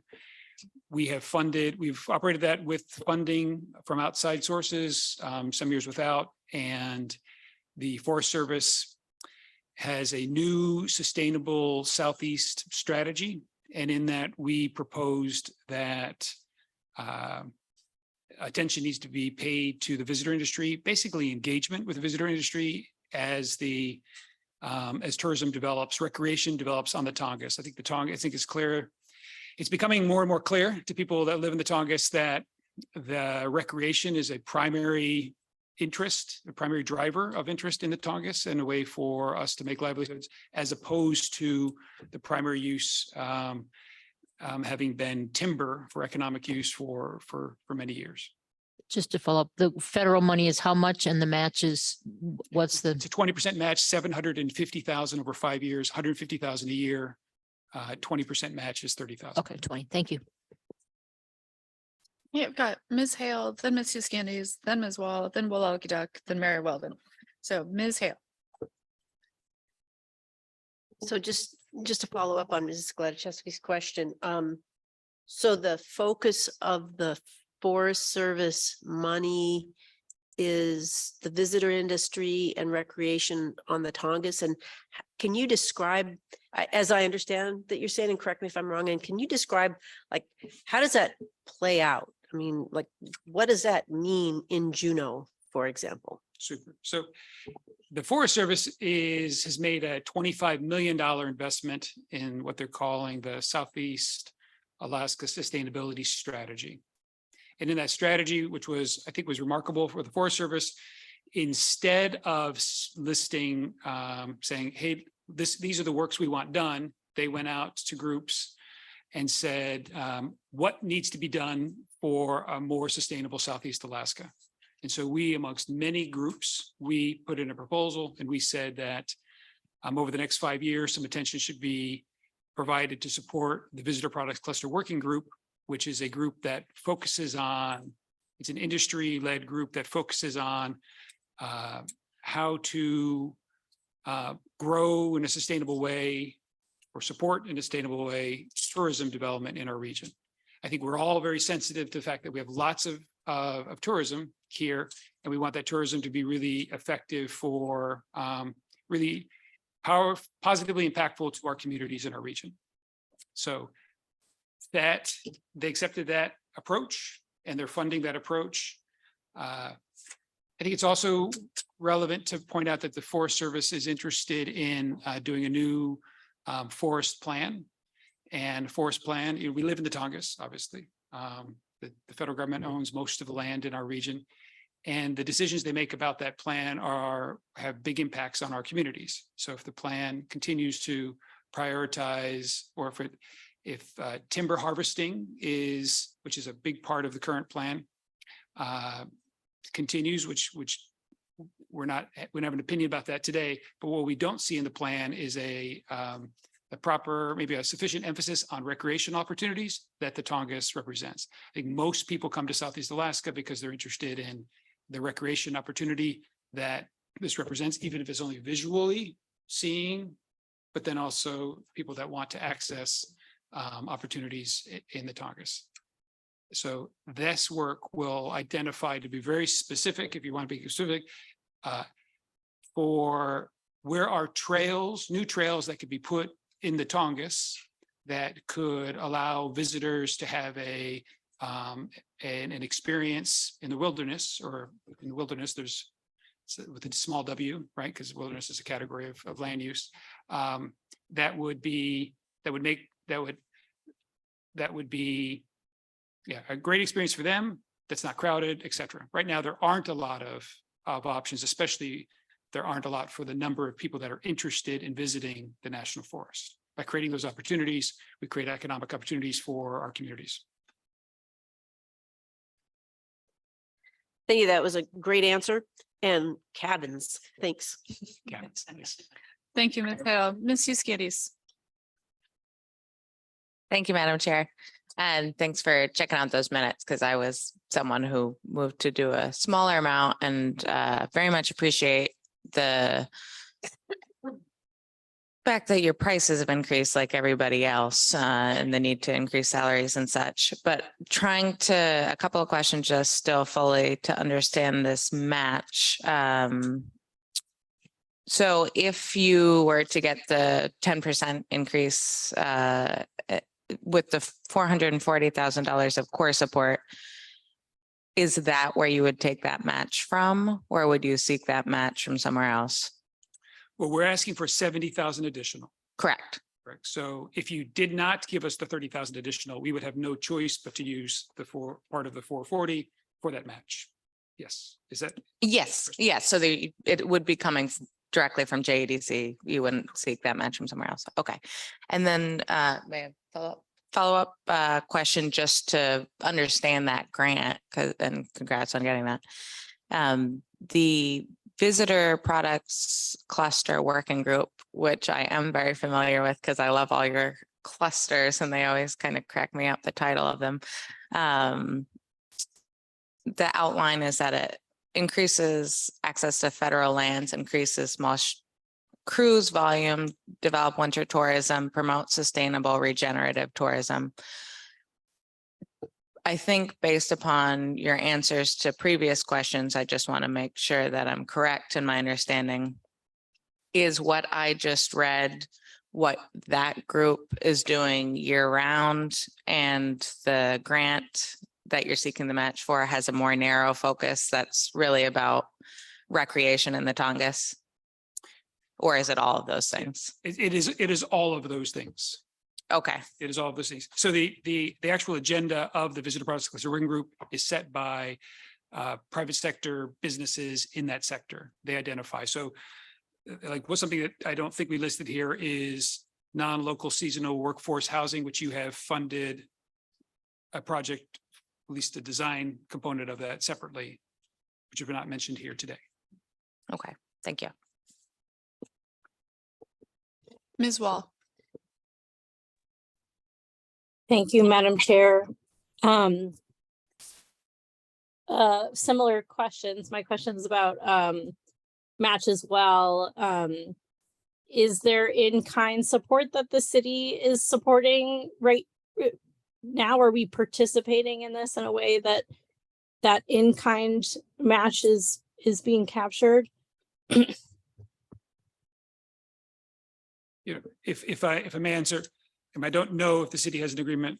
I don't think they do directly on this program, but it's as you well know, we're an independent nonprofit. And so the accountability with the Forest Service to us is that we need to provide the match. You are, if you were to agree to this, it is clear to everyone that we're able to provide the support with the support of the city and borough of Juneau through this $30,000 match. But we couldn't do an in-kind match. I mean, the Forest Service doesn't take the cash. They take $30,000 of staff time, if that is your question, Ms. Wall, of JEDC staff and personnel and expenses. That becomes the in-kind contribution paid for by the, at least $30,000. Yeah, thanks. I understand that. I think, in other projects I've done with the Forest Service, you can include partner in-kind match as well. As long as they have kind of are participating and, can document that. So maybe something we can look at if that's not being documented already. Hey, Walal Kudak. Yeah, thank you, Madam Chair. My questioning is kind of along the similar lines. I was just wondering if JEDC does work with the Sustainable Southeast Partnership in collaboration, because I know that they do a lot of work similar to this. Yeah, thank you for that question. I just enjoyed a few days in Sitka at their annual retreat last week. They have funding for under this general $25 million agreement as well. And so I guess the short answer is yes, we collaborate, but our funding are separate agreements. So their work on that they contribute, they're providing their own match. Well, I don't know the exacts of their agreements. There are ways we do know under the Forest Service rules where some matches can be waived. We recognize that that's a possibility. I don't know so I don't want to say that they're paying a match or what there is. But the standard agreement is an expectation of contributing 20%, and that's the agreement that we have. Mayor Weldon. I guess chasing the same dog down the road. I believe Ms. Pierce is on that group. So technically her work could be part of that match because she's on the work and she works for the city. But my main question would be, this is a regional group, so why are you coming to Juneau for the funding? Well, thank you. I hope that was a setup. I think it shows Juneau's leadership in the region. In our mission statement at the Juneau Economic Development Council says Juneau and Southeast Alaska. I think the city has been really clear that what is good for the region is also good for Juneau. What's good for Juneau is good for the region. Preponderance of the companies in this industry for our region have business in or are located in Juneau. Those are the reasons. Mr. Smith. Thank you, Madam Chair. Thank you for being here, gentlemen. You mentioned it's a 5-year grant. Would you anticipate coming and asking for the match for each year for the next 5 years? I would anticipate that, yes. Okay, thank you. If there was, depending on how this is received tonight. Maybe not. Right. Okay. Any more questions? Mr. Holst, can you tell me, because I didn't actually get this at the meeting I attended, what time the Maritime Festival starts? Oh, yes, Maritime Festival is 11 o'clock to 5 p.m. on Saturday, May 6th. This Saturday. This. Oh, I had it on my calendar the wrong Saturday. I'm glad I asked this question. For sure. Okay, thank you. Any other questions for JEDC? Okay. If I may, JDC, this isn't the only opportunity for grant for match. We thought this was particularly of interest because it is regional. It is the visitor industry. It's a multi-year award, and it gives us the opportunity to then pursue other work. So we thought it's a way to very specifically leverage CBJ contribution for us to be able to bring in a significant additional amount of resources for the good of the entire Southeast region. So that's why we chose to bring this to you this year. We don't bring these to you every year. Ms. Yuskanis and then Ms. Hale. Very simple question. Are you adding staff for this to work on this grant? Did you have to add capacity? Yes, we had, a portion of FTE, and we are looking to expand this work further. We're in negotiations for that, which would mean adding additional FTE. Ms. Hale. I'll pass after all. Okay. Okay, I think last call. I think we're all set with questions. Thank you both for being here tonight. Appreciate it. Thank you.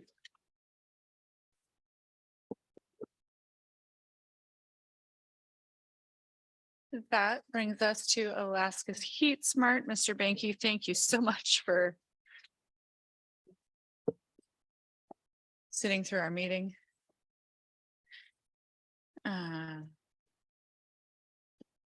Let you guys get settled. Yeah. I should ask people. There we go. Great. Thank you very much. Thank you, Madam Chair. Good evening. I'm Steve Benke. I'm president of the board of Alaska Heat Smart. Thank you for the opportunity to discuss our FY24 funding request. Most of you are pretty familiar with our program, so I'm going to focus on 3 areas that I kind of suspect you're going to have some questions about. So I'm going to try and head them off. Why we're asking for an increase in our budget funding, what Juneau gets from it, and the issue of one-time CBJ funding and other funding sources for Alaska Heat Smart. Andy Romanoff, our executive director, is here, and Lori Soa, treasurer of the board, is also here. And I'm going to leave them with answering the tough questions after I get done. So I'll start off with the obvious one. We're asking for a significantly bigger grant than we did last year, about $93,000 more.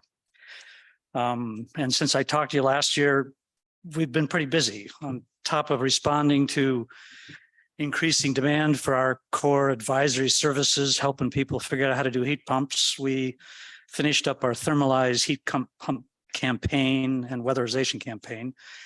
And we started 2 big federally funded programs totaling $2.5 million that focus on improving health and energy efficiency and reducing heating costs in lower income homes.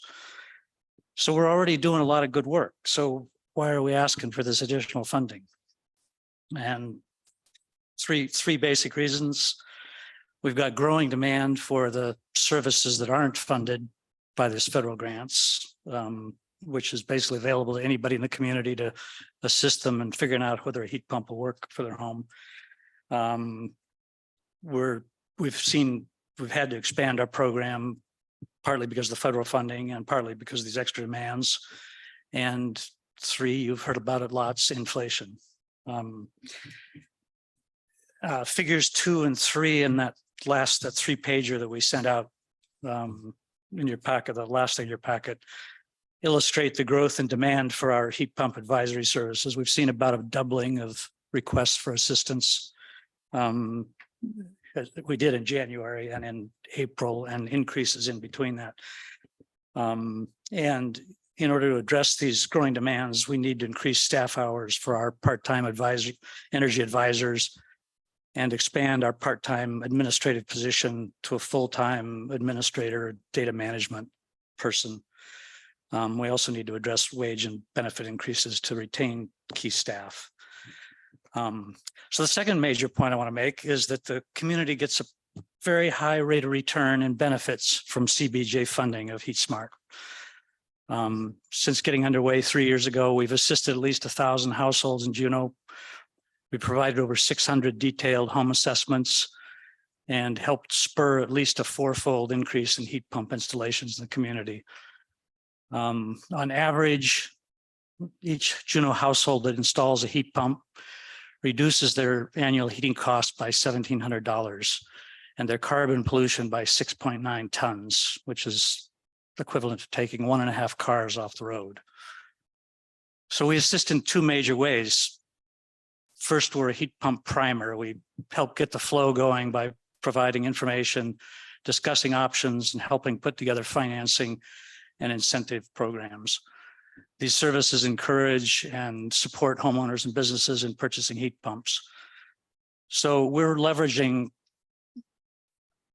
I'll say, a relatively small amount of CBJ money to motivate people to invest quite a lot of money in these money-saving carbon-cutting machines. And secondly, so that's kind of the first set of services. Secondly, we use federal grant funding to make direct improvements to lower income homes, putting in heat pumps and improving home health. But that, and I think this is a question that's going to come up, but that federal funding doesn't really help directly with that core set of advisory services that we provide that's available to everybody. Those are pretty limited, strictly a lot of conditions on these federal programs. So they help a lot with the 90 or so 90 plus households that we're able to assist with those, but they don't go to help the hundreds of other people that are looking for help with heat pumps. We see some major new opportunities coming up next year with the new Inflation Reduction Act rebate programs, which have the potential for at least several $1 million worth of rebates and incentives over a period of years that we think Juneau residents are going to benefit from. But they're going to get the most benefit from that if they have help and guidance from our program. Otherwise, those programs are going to have a lot of conditions. They're going to be hard, especially for lower income people to benefit from. And we see that being a role that we intend to play, is helping make sure that Juneau gets more than its fair share of those dollars. They also create the potential. The regulations haven't been developed yet, but they also create the potential for a source of outside operating revenue for Heat Smart, either directly out of the state program or for what they call aggregation services, putting together rebate deals that we can get, theoretically may be able to get reimbursed for. So we're tracking the details of that program, which will be developed by HFC later this year. The third big point I want to address is the question of one-time funding. We've always understood this budget category to mean that each year we need to come back to you and justify our program. And if you're not satisfied with our program, you're not going to fund us. We've never understood it to mean that we shouldn't ask you for funding. Heat Smart was created as a partnership with the CBJ, largely to meet CBJ goals of affordable housing and climate and energy goal, your climate carbon reduction and renewable energy goals. And in the past budget cycles, we've always discussed how this kind of a market transformation away from oil to heat pumps takes a consistent program over a number of years in order to make a difference.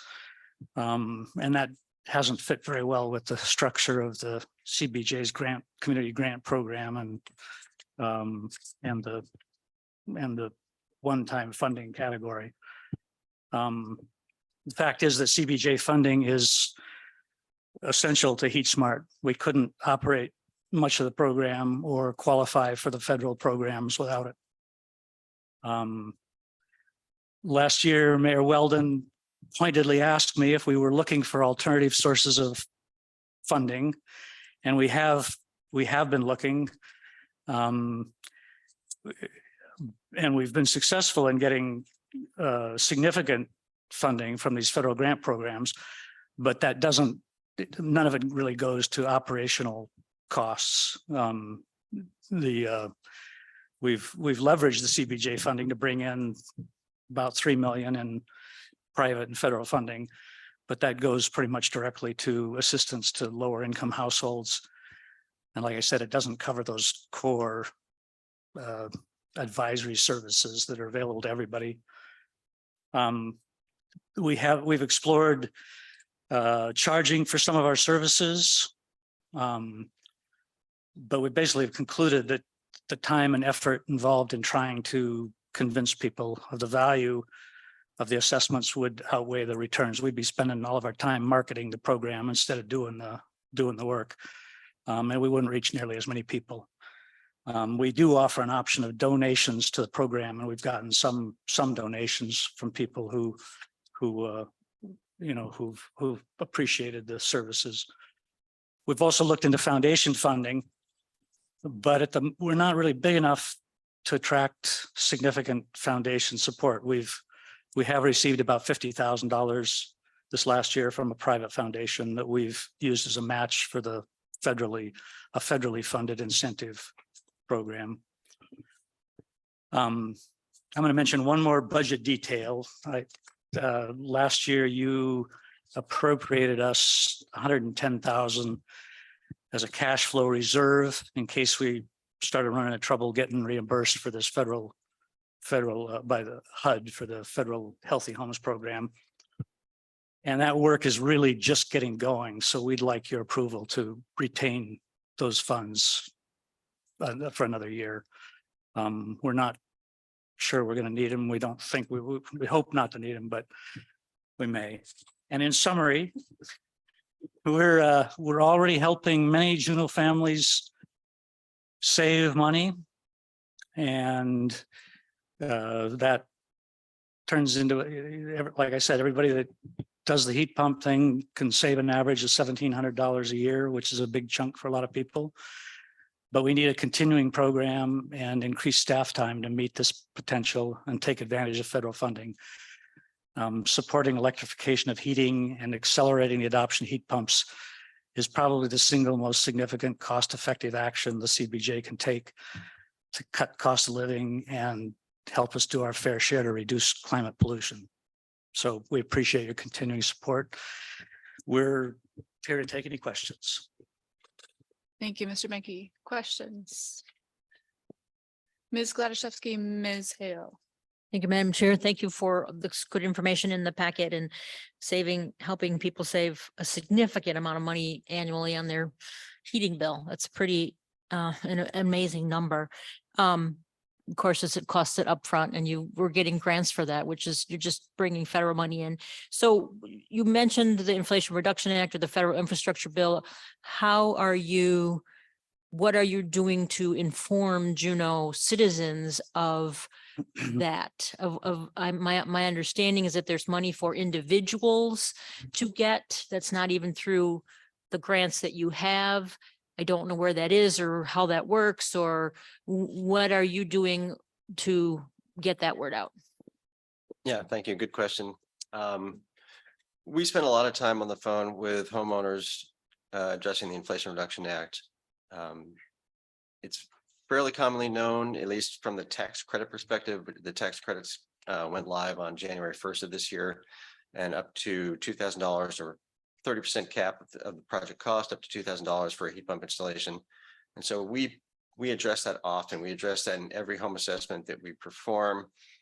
We have information on our website, on our social media pages. And of course, like I said, on the phone, we get questions from around the country about the Inflation Reduction Act, which is kind of mind bending. But most often they're coming from here and throughout Alaska.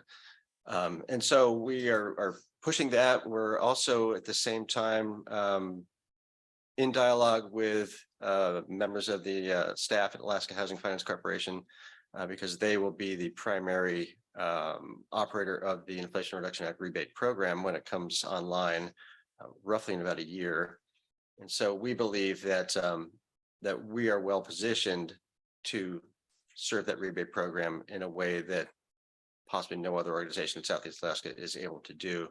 And that is to guide homeowners through the process, income verify those homeowners to see if they qualify or not, or at what level, and then work with the contractors who we now have very solid relationships with, who trust us to move these rebates forward and to ideally bring as many as possible to the community. So we're trying to position ourselves for that portion of the Inflation Reduction Act, like I said, with Alaska Housing Finance Corporation. And then and now, like I also said, we're making very clear to homeowners and potential heat pump adopters that this is a great time to buy because you basically get $2,000 off. And so often we lump that together into a package proposal to them. Perhaps they qualify for one of our lower income assistance programs or lower to modest incentive program. You combine that with a $2,000 or 30% tax credit, and then maybe throw in a low interest heat pump loan that we've arranged with True North Federal Credit Union, and all of a sudden you've got no reason not to move forward with your heat pump adoption. Ms. Hale.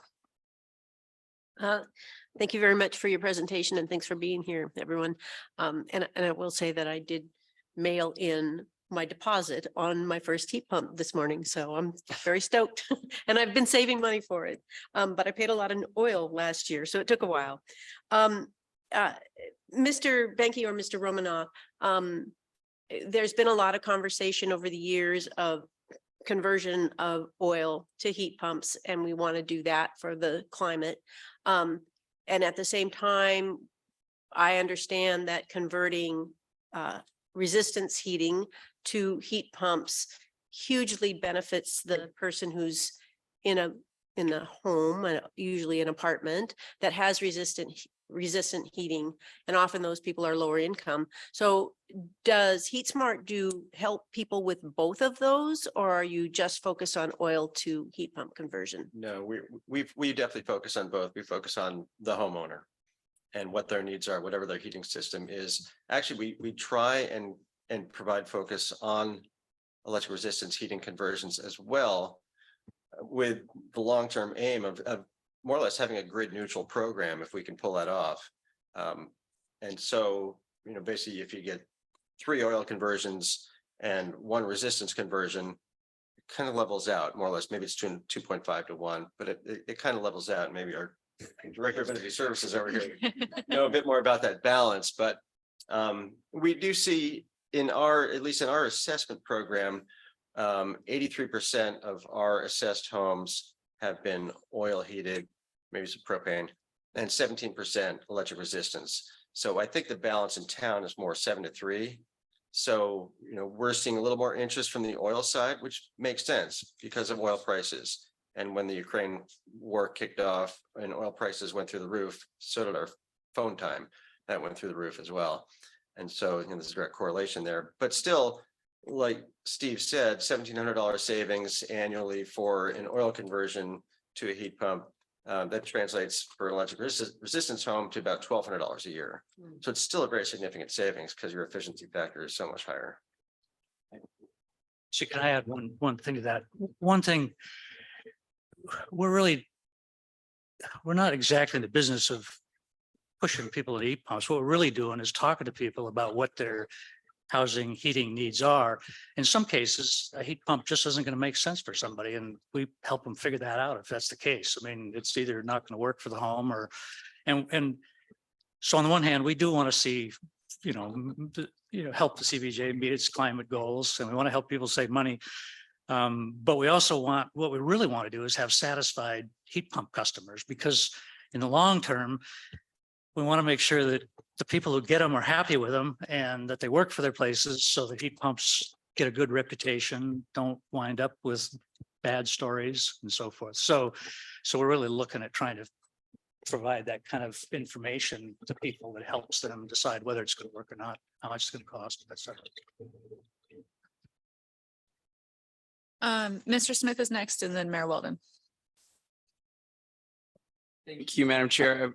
I was thinking about my question and now I'm wondering if it actually makes sense. But hearing that last part about, it's not just heat pumps, it's other, it's other energy savings or something. I mean, I know that is probably hard to measure at times, but do you have an estimate on how much savings you have, helped Juneau residents achieve or something? Like what are those metrics of success for the group, I guess?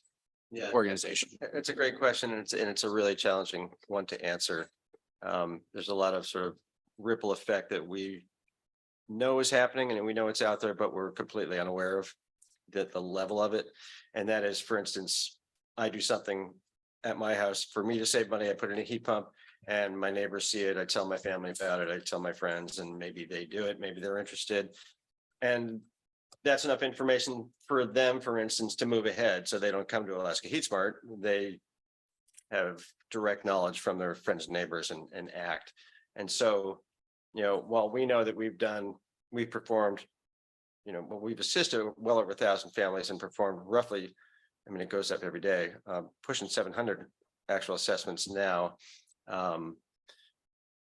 We believe that through analysis of our earlier data, so we're giving it some time, going back a couple of years, that between 70 and 80% of the assessed homes that we've looked at are moving to heat pumps or have already done so.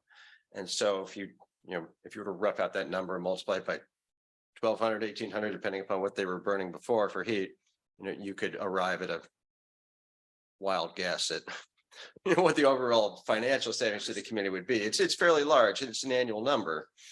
I maybe should have more about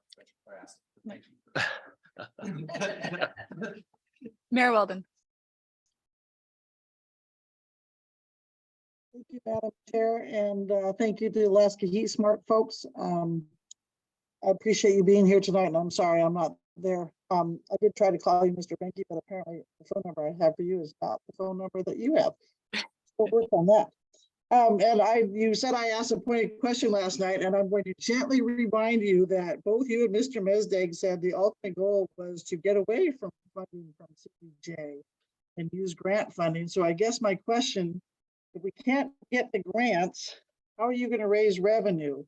Because it seems like if you're not low income, you guys aren't charging for your services to people that probably get paid for them. So what are you going to charge for your services? Well, I think that the hope is probably that some magic federal government shakes enough money down on us to be able to support the program.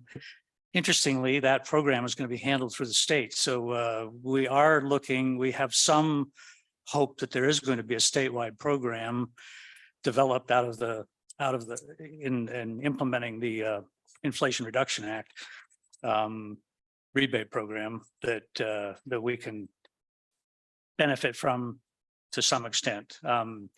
As I mentioned, we've looked at the issue of charging for the services.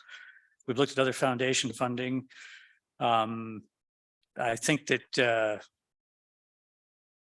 and I guess when I said that CBJ funding is the core of our funding now, and I think that for the for some years, I think that that's going to be the case, and I would hope that we can figure out some way to continue the program with less CBJ funding. You want to take a stab at it? Yeah. If I can add to that, Steve's answer, we are currently doing some, taking some measures to raise revenue. We are charging for non-residential assessments. We don't do a lot of non-residential assessments. We have done a handful and we do charge for them. So that has actually brought in a few $1,000s. Like Steve mentioned earlier, we did reach out to a private funder and received $50,000 towards match for our congressionally designated spending grant, which was half of the match. So that was a nice donation from them. And we have considered, charging across the board for these assessments, but we are afraid of scaring people away. And so we're looking at other options. And these other options include taking an approach that some energy auditors take, which is to look at the square footage of a home and charge accordingly by that square footage. So for instance, we could set a baseline of 2,200 square feet. Below that, your assessment's free. Above that, per 100 square feet, it's going to cost you this much because it's more time, it's more complex, it's more work. So we're considering that sort of model. And then we're also starting to modify our application process. So when an applicant comes in the door for an assessment, ideally we can gauge right from their application whether or not, or gauge what their goals are. Some people come to us knowing they're going to get a heat pump and they just want guidance. They want to know, what do I need? How do I get it? What's it going to cost me? Other families want to know, a lot of information about how is it going to integrate with this? What is it going to integrate with that? What's my carbon footprint reduction going to be? So on and so forth. They have lots of questions, need lots of answers, and that requires more work. So if we can steer someone off right away, possibly just do it over the phone, make it really quick, then that'll save time, that'll save money. So these are ways we're trying to save money. Another situation that we're looking at is software solutions. There are more and more programs like Alaska Heat Smart coming up around the country, and some just do virtual assessments or home checkups, they may be called, where it's a complex software platform. You enter all your data, it taps into all these databases, and it generates options right there through the software, to follow it up with a phone call to discuss that plan, and then you're done. And so we're actually engaging now with a company who is fairly new, fairly young. They have a great looking system, and they may actually enter into a pilot program with us. And what's it going to cost? I'm not sure, but my question was, how much is it going to cost? They said, well, it's all kind of new to us and you, so not much. So fingers are crossed. So these are some of the sort of smaller measures we're taking, at least to cut our costs, improve our efficiencies, and slowly wean ourselves off of this funding. If I can add to that, I'm pretty new to the organization, and so I have a little bit of a different perspective, I think. Joined the board in January of this year. And one of the things that I think is great about this program is that it's open to anyone. So it's a very low barrier to come and get some information. The federal grants that have been available so far are all income qualified. And so if we had to income qualify people at the door, we would lose a lot of them. So that's the advantage, I think, of having it be free to everyone and having the income qualification happen at the end. I can say that having accompanied Bob on one of these assessments, and he came in and he showed me his spreadsheets and, all of the information that he gathers beforehand. I witnessed the interactions that he had with the homeowner, and then the follow-up afterwards. It's really a pretty slick process, and it's a great service that homeowners are getting. In terms of, this side of dealing with our climate issues and meeting the renewable energy goals for the community, these are individual decisions, right? These aren't big CIP projects. They aren't, big one-time things that you're doing. These are individual homeowners that are having to make individual decisions to make large monetary investments. and things that are going to do that for us. And so having this assessment program, I think, is really key to that, because it empowers the homeowner, gives them an opportunity to ask questions and to get their questions answered, and feel confident about the decision that they're making about these, investments that they're making in their homes. So to me, that's really the value of that program. And right now there's not grant funding available that we know that covers that in that way. I think Alaska Heat Smart has been really successful in getting these 2 federal grants. Hopefully with this next round that Andy and Steve are following pretty closely, there may be an opportunity to cover the operational funds, for all of these assessments. But I think at this point in time, that's what the CBJ funding really does, is it allows this program to spend the time to chase money, because it takes time to chase money, and write grant applications, and then figure out how to make sure that, you're spending that money in the way that aligns with all of the grant requirements. I mean, that all takes time and money. And so, doing a great job, I think, of keeping our eyes out and trying to find those sources. But the reality of, this program and how it's set up, that CBJ funding is really an essential component and allows us to administer these larger grants and to reach these lower income homeowners that otherwise, even with a $2,000 rebate, may not be able to make that upfront investment in a heat pump. We have a follow-up, Mayor Walden. Thank you. First of all, thank you for those answers. Sounds like you guys are trying to find other revenue sources. I do like the idea about what you said about the square footage of the house, because as you get bigger in house, you probably have people that probably could pay for this service. Anyway, so a little bit different question.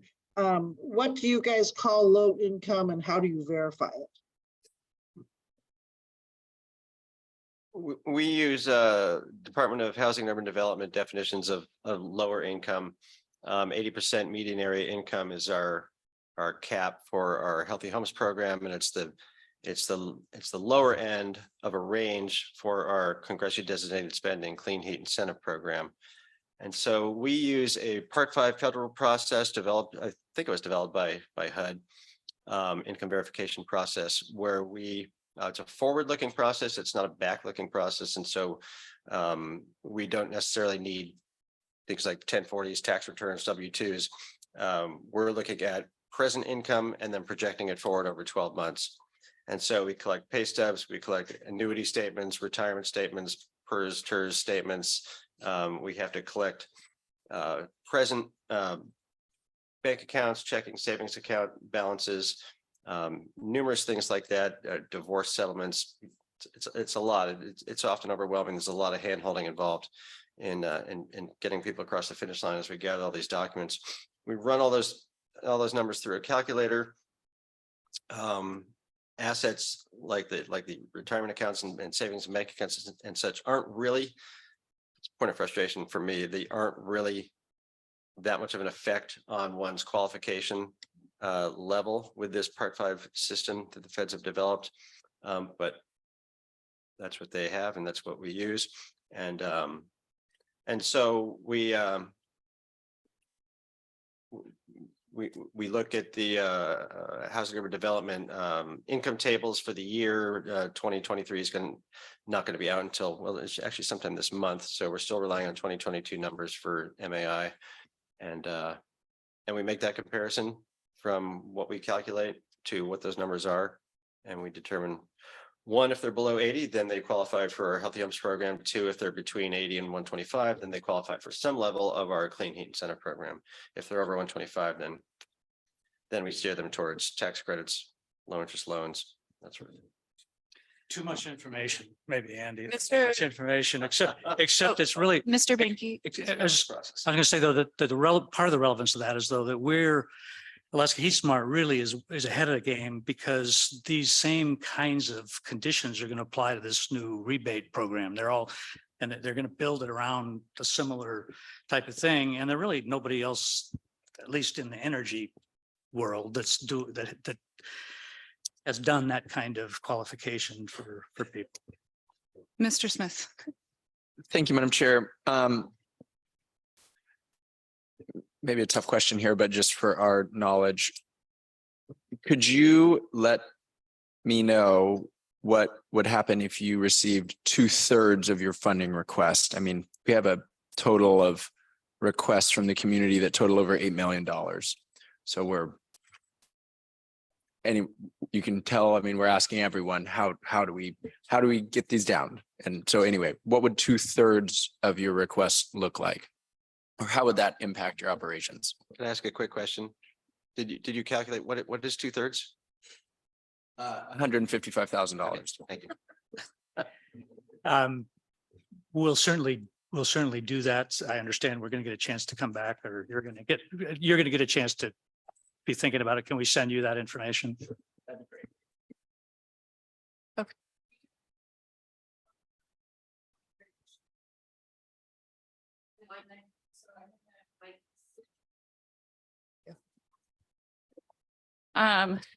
Thank you.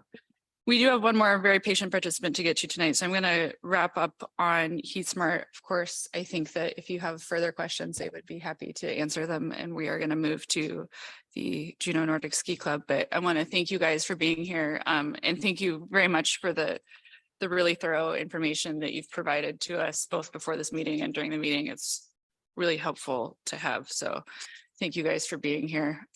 We appreciate it. Madam Chair. Mr. Smith. I'm sorry. I hope this will be useful for all of us to hear now. And it's just a question on the pending list item on this topic. And it is that, it shows a lot, line 5, last page, your pending list.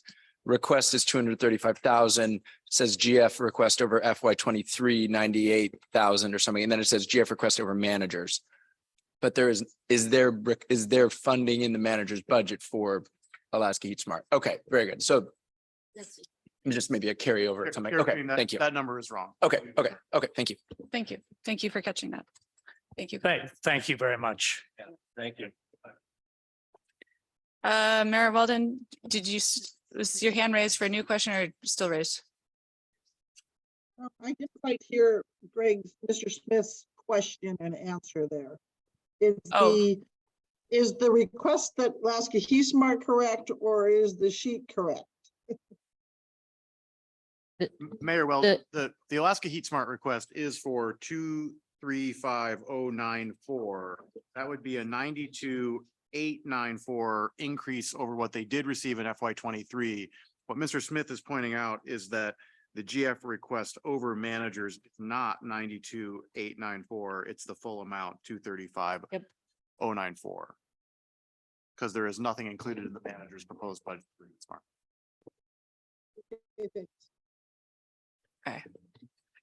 Okay. And it looks like we already have Mr. Knudsen Lombardo all over on the Zoom.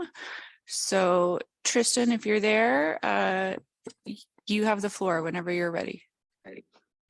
I am here. Can everyone hear me okay? Yes, we can. Wonderful. Thank you all, members of the Assembly, for hanging on so long tonight. My name is Tristan Knudsen Lombardo. I co-coordinate the youth programs for the Juneau Nordic Ski Club. I also provide administrative support for the Juneau Nordic Ski Club as the business manager. And I want to thank you for considering our request for partial support of our campaign to replace and expand our fleet of trail grooming equipment. The Juneau Nordic Ski Club, we provide many services, but most people know us because of the trail grooming, the winter trail grooming we provide throughout the borough. It's a service that's free to the public. Our membership dollars are, we have about 1,000 voluntary dues paying members that really cover our grooming operation costs. And that's also in large part because it's run by 100% volunteer crew of groomers.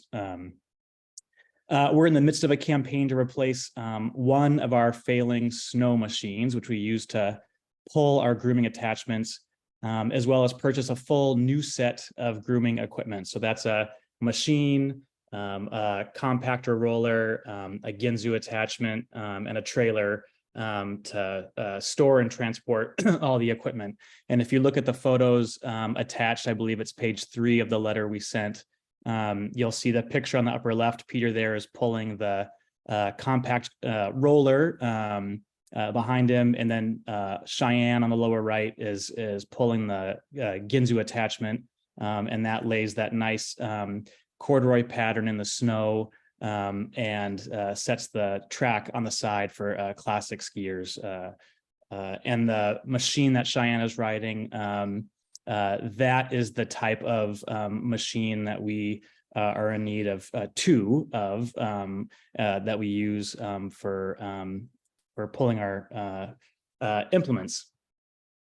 Request funding from CBJ for this campaign is very important, and it's very timely. Our conversations with outside funders have asked us to show broad local support for this effort, and nothing shows support like support from our municipality, and that will allow us to leverage those funds to bring in additional funds to cap off our campaign. The other thing that's timely is next winter, we are planning to expand the number of trails that we groom. As many of you know, we used to groom Montana Creek out past the Hank Harmon Rifle Range. Last fall, with our heavy rains, that bridge was damaged. And so we pivoted and decided to start grooming regularly up the Salmon Creek Road by the hospital. And that was overwhelmingly popular. And in our conversations with DOT, we do expect that bridge out Montana Creek to get fixed by next winter. And we'd like to both keep grooming Salmon Creek, as well as adding Montana Creek back into the rotation, which means we'll be grooming 4 different trail locations throughout the borough, up from 3, which we have been doing the last few years. So why are we asking for support from the city and borough of Juneau? First of all, you all have been a key partner in making Nordic skiing happen in Juneau for many, many, many years. And we see this as a continuation of that partnership. Especially as our club works to double the number of skiable kilometers in Juneau over the next 5 to 10 years, largely as a response to community members and our membership asking for us to help alleviate crowding at our very popular winter ski trails. We also know that cross-country skiing in Juneau makes our community a great place to live in the wintertime. And just like the city provides support for swimming pools and downhill skiing, we believe it's really important for the city to also support a recreation opportunity that literally thousands of Juneauites participate in each winter. And it's a true community service. It's a place where we take care of ourselves, our own health, our mental wellness. We take care of our friendships, we socialize, we even raise our families on these trails. And it's not just for skiers. We see walkers and dog walkers, runners, bikers, snowshoers. If you visit any of our trails that we groom in the wintertime, you'll probably see just as many people not on skis as you'll see on skis. And you'll also see a really wide range of ages. What we've noticed is that Juneau's aging population probably benefits the most from the grooming services we provide. When we surveyed our membership last spring, well over half of our members identified as 55 and older. Just the other day, for example, I got an email from a Juneau resident saying that given their age, at their stage in life, skiing really wasn't an option anymore, but they really appreciated the opportunity to have a safe place to walk in the winter out Pioneer Road, out North Douglas, where it wasn't on a busy, dangerous street, but they could be off in the woods on a place that they knew was cared for and maintained. Lastly, there's an economic benefit to the service we provide, and a reason for your support. There's been a lot of talk about trying to encourage new people to move to town to fill jobs that that need employees, bringing in new families. And whenever people look to relocate to a community, particularly in a place like Alaska, they look at what amenities, recreation opportunities are available.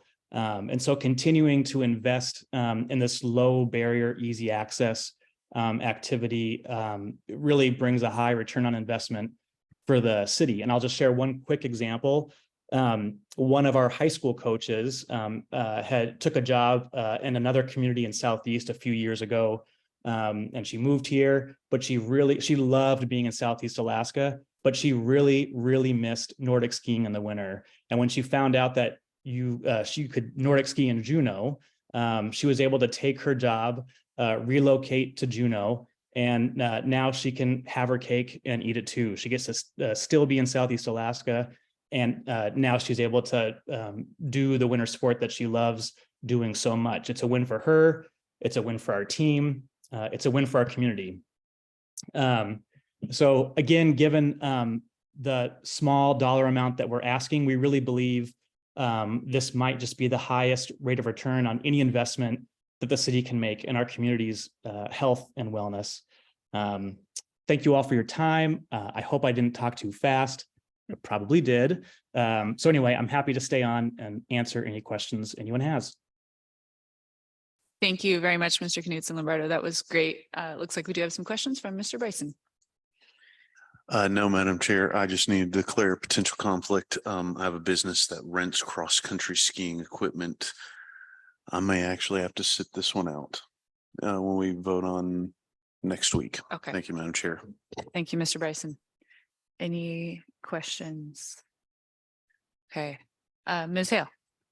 I just want to say, I think it's great work that you guys do, and thanks so much for coming in, presenting to us. Really appreciate it.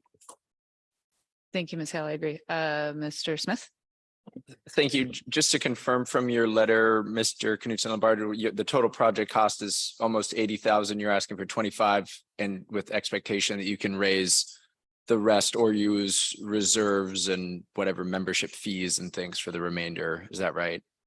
Yes, that is correct. Okay, thank you. Okay, we should have started with you. That one was easy. Thank you very much for waiting through this meeting to present to us. We really appreciate it. And we'll be talking about this again next week. And we will take a 5-minute break.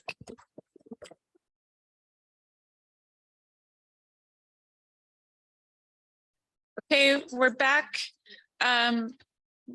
We are going to practice some Finance Committee self-care tonight. We're only going to do one more thing, and then we'll call it a night. But Mr. Barr needs some direction from us urgently.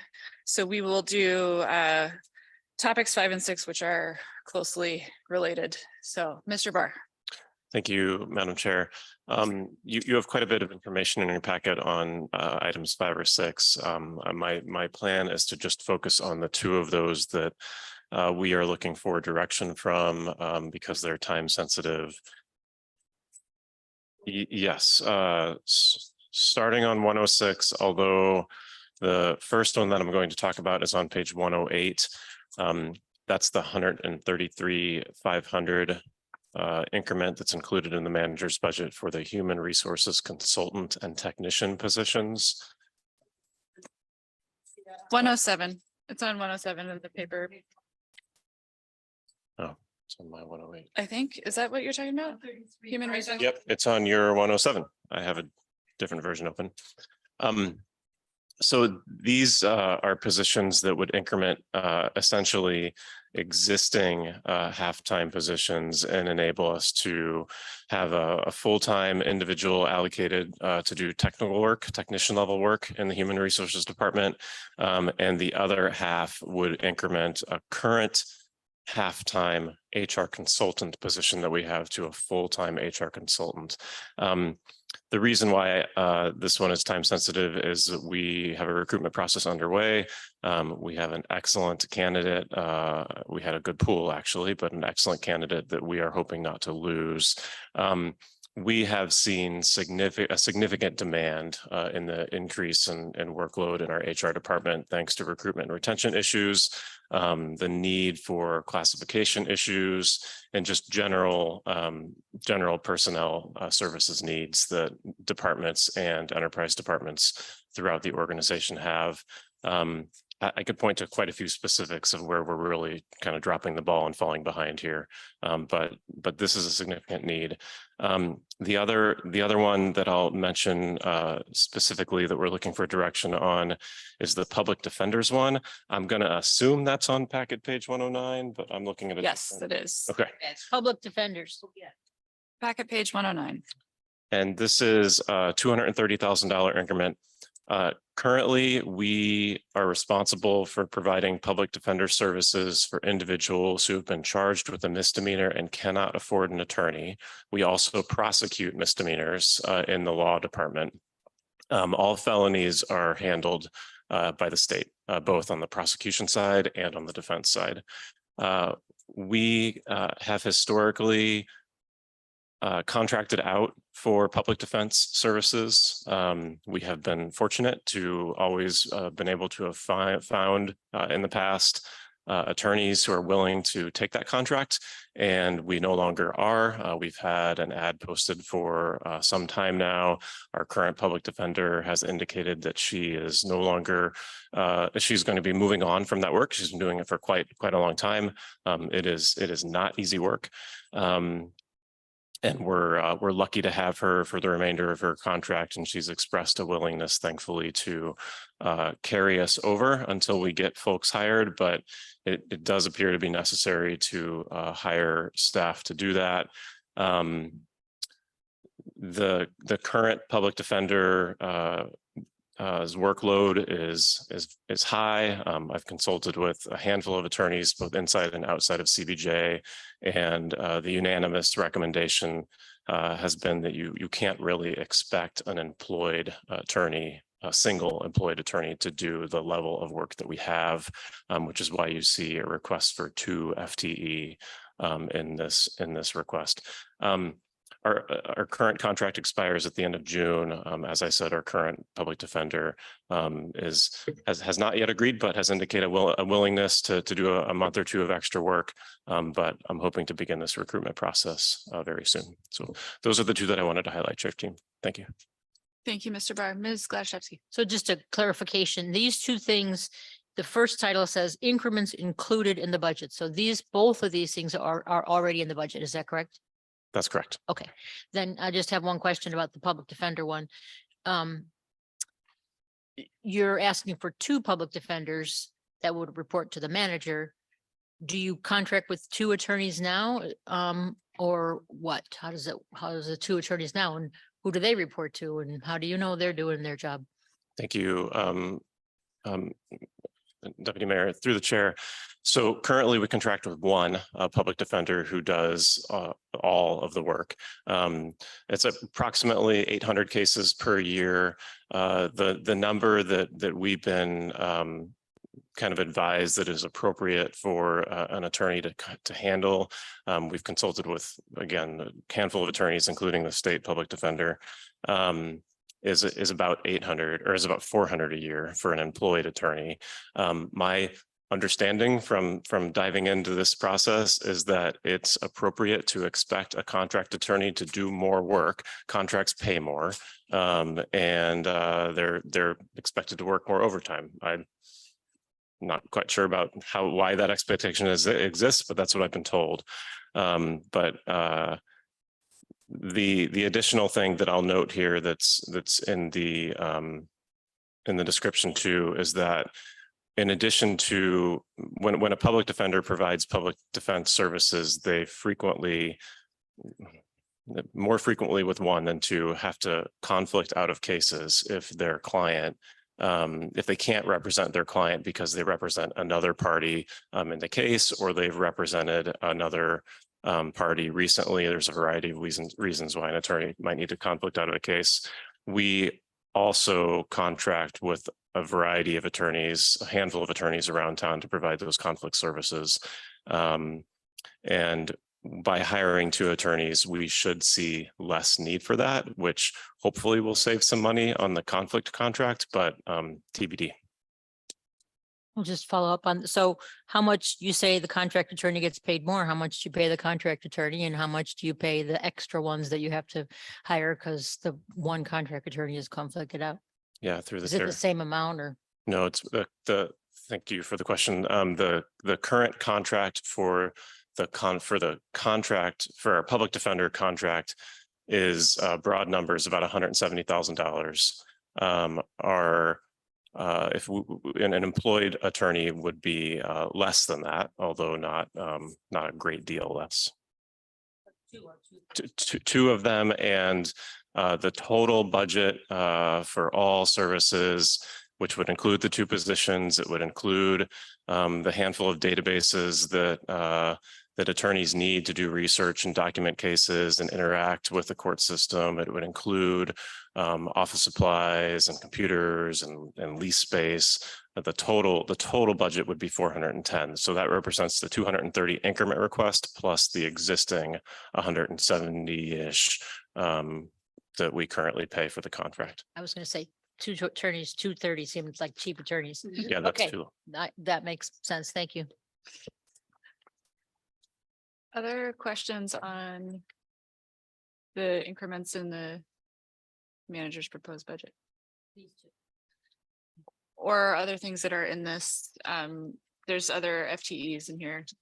If you've got questions about them specifically. Ms. Hale. And then, Thank you. And I've definitely been hearing about this and it's kind of more a question. In the warming shelter increase, you know, I understand that especially at the end of the year, they had a lot of people showing up and it really burdened the church that was running it. Why, when we put all of that, when everybody put all of what they did into the glory hall, I think we ended up with 70 people a night, maybe? What's going on there? Anybody know? And then we're contemplating another housing first.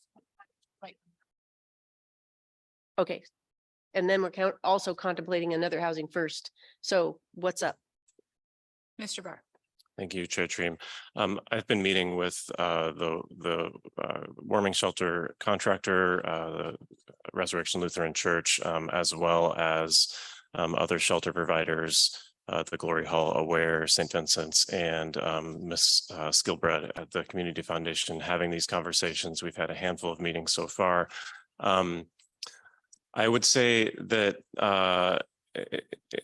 it partially depends on who you ask, but there is a clear increase in demand. There do appear to be more people entering either the risk of homelessness or actually becoming homeless.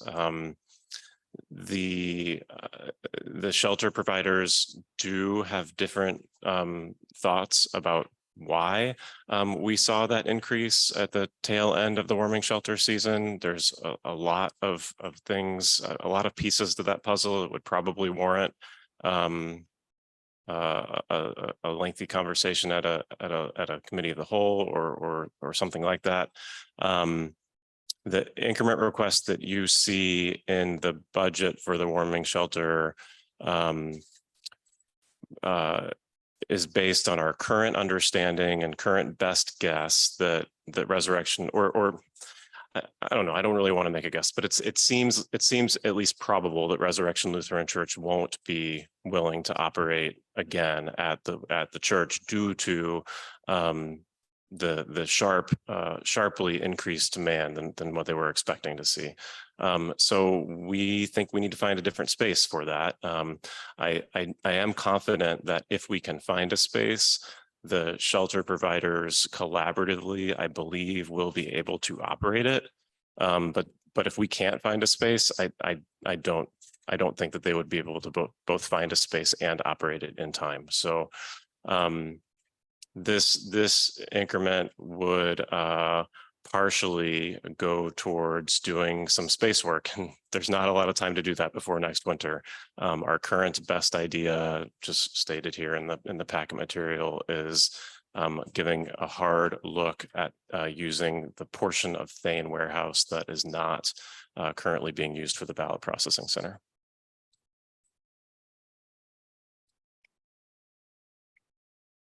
Any more questions, Mr. Smith? Oh, I'm sorry, I skipped Ms. yep. Candies. Or, Thank you, Madam Chair. I don't have questions. I didn't know if Mr. Barr needed a motion to, maybe he just took our lack of, don't do that as, go ahead and do that with the 2 increments he needed guidance on tonight. Are you satisfied without a motion? Through the chair, I would definitely appreciate a motion on those 2 items that we're hoping to move forward with sooner rather than later, if the body's willing to do that at this point. let me go to Mr. Smith if he's got a question first. Thanks. Anyway, obviously, significant increases. I've had a good conversation with Mr. Watt and Mr. Rogers about them, stuff is just costing more money. I guess it's kind of funny because it's probably the smallest one on here, but I did have a question about this aquatic instructor positions. And is that not something that like a private person would just charge for? And like, anyway, why do we pay? Oh, Mr. Schaff's gone. Never mind. I'll call him later. Ms. Gladys. So all of these add 7.16 FTEs to the budget together. If I've got my arithmetic correct. But right now you're asking for the 2 for the public defenders and the 1 human resources. Through the chair, those are the 2 that I see as the most pressing and urgent.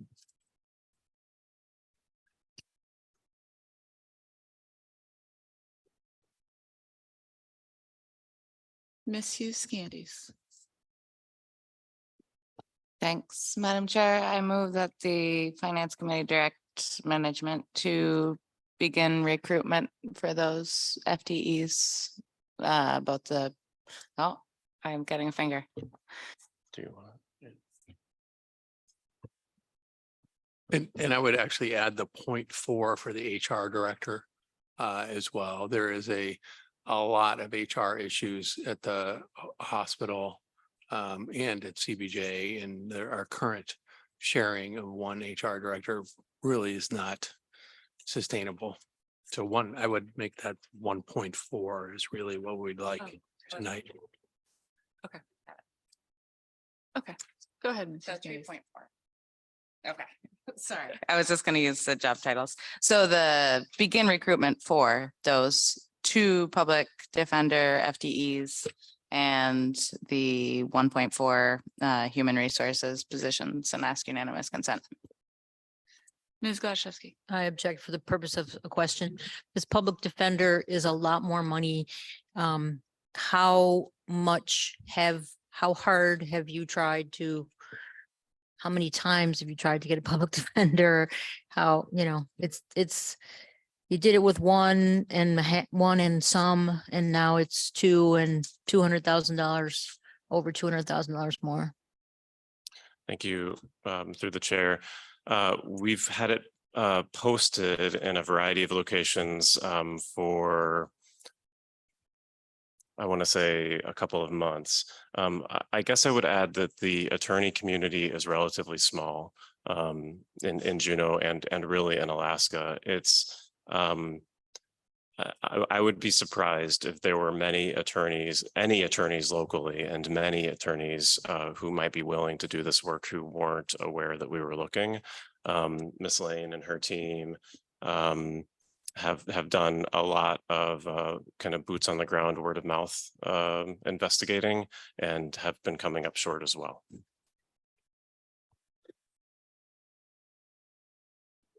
Are you maintaining your objection? No, I remove my objection. Okay. Any more objection to that?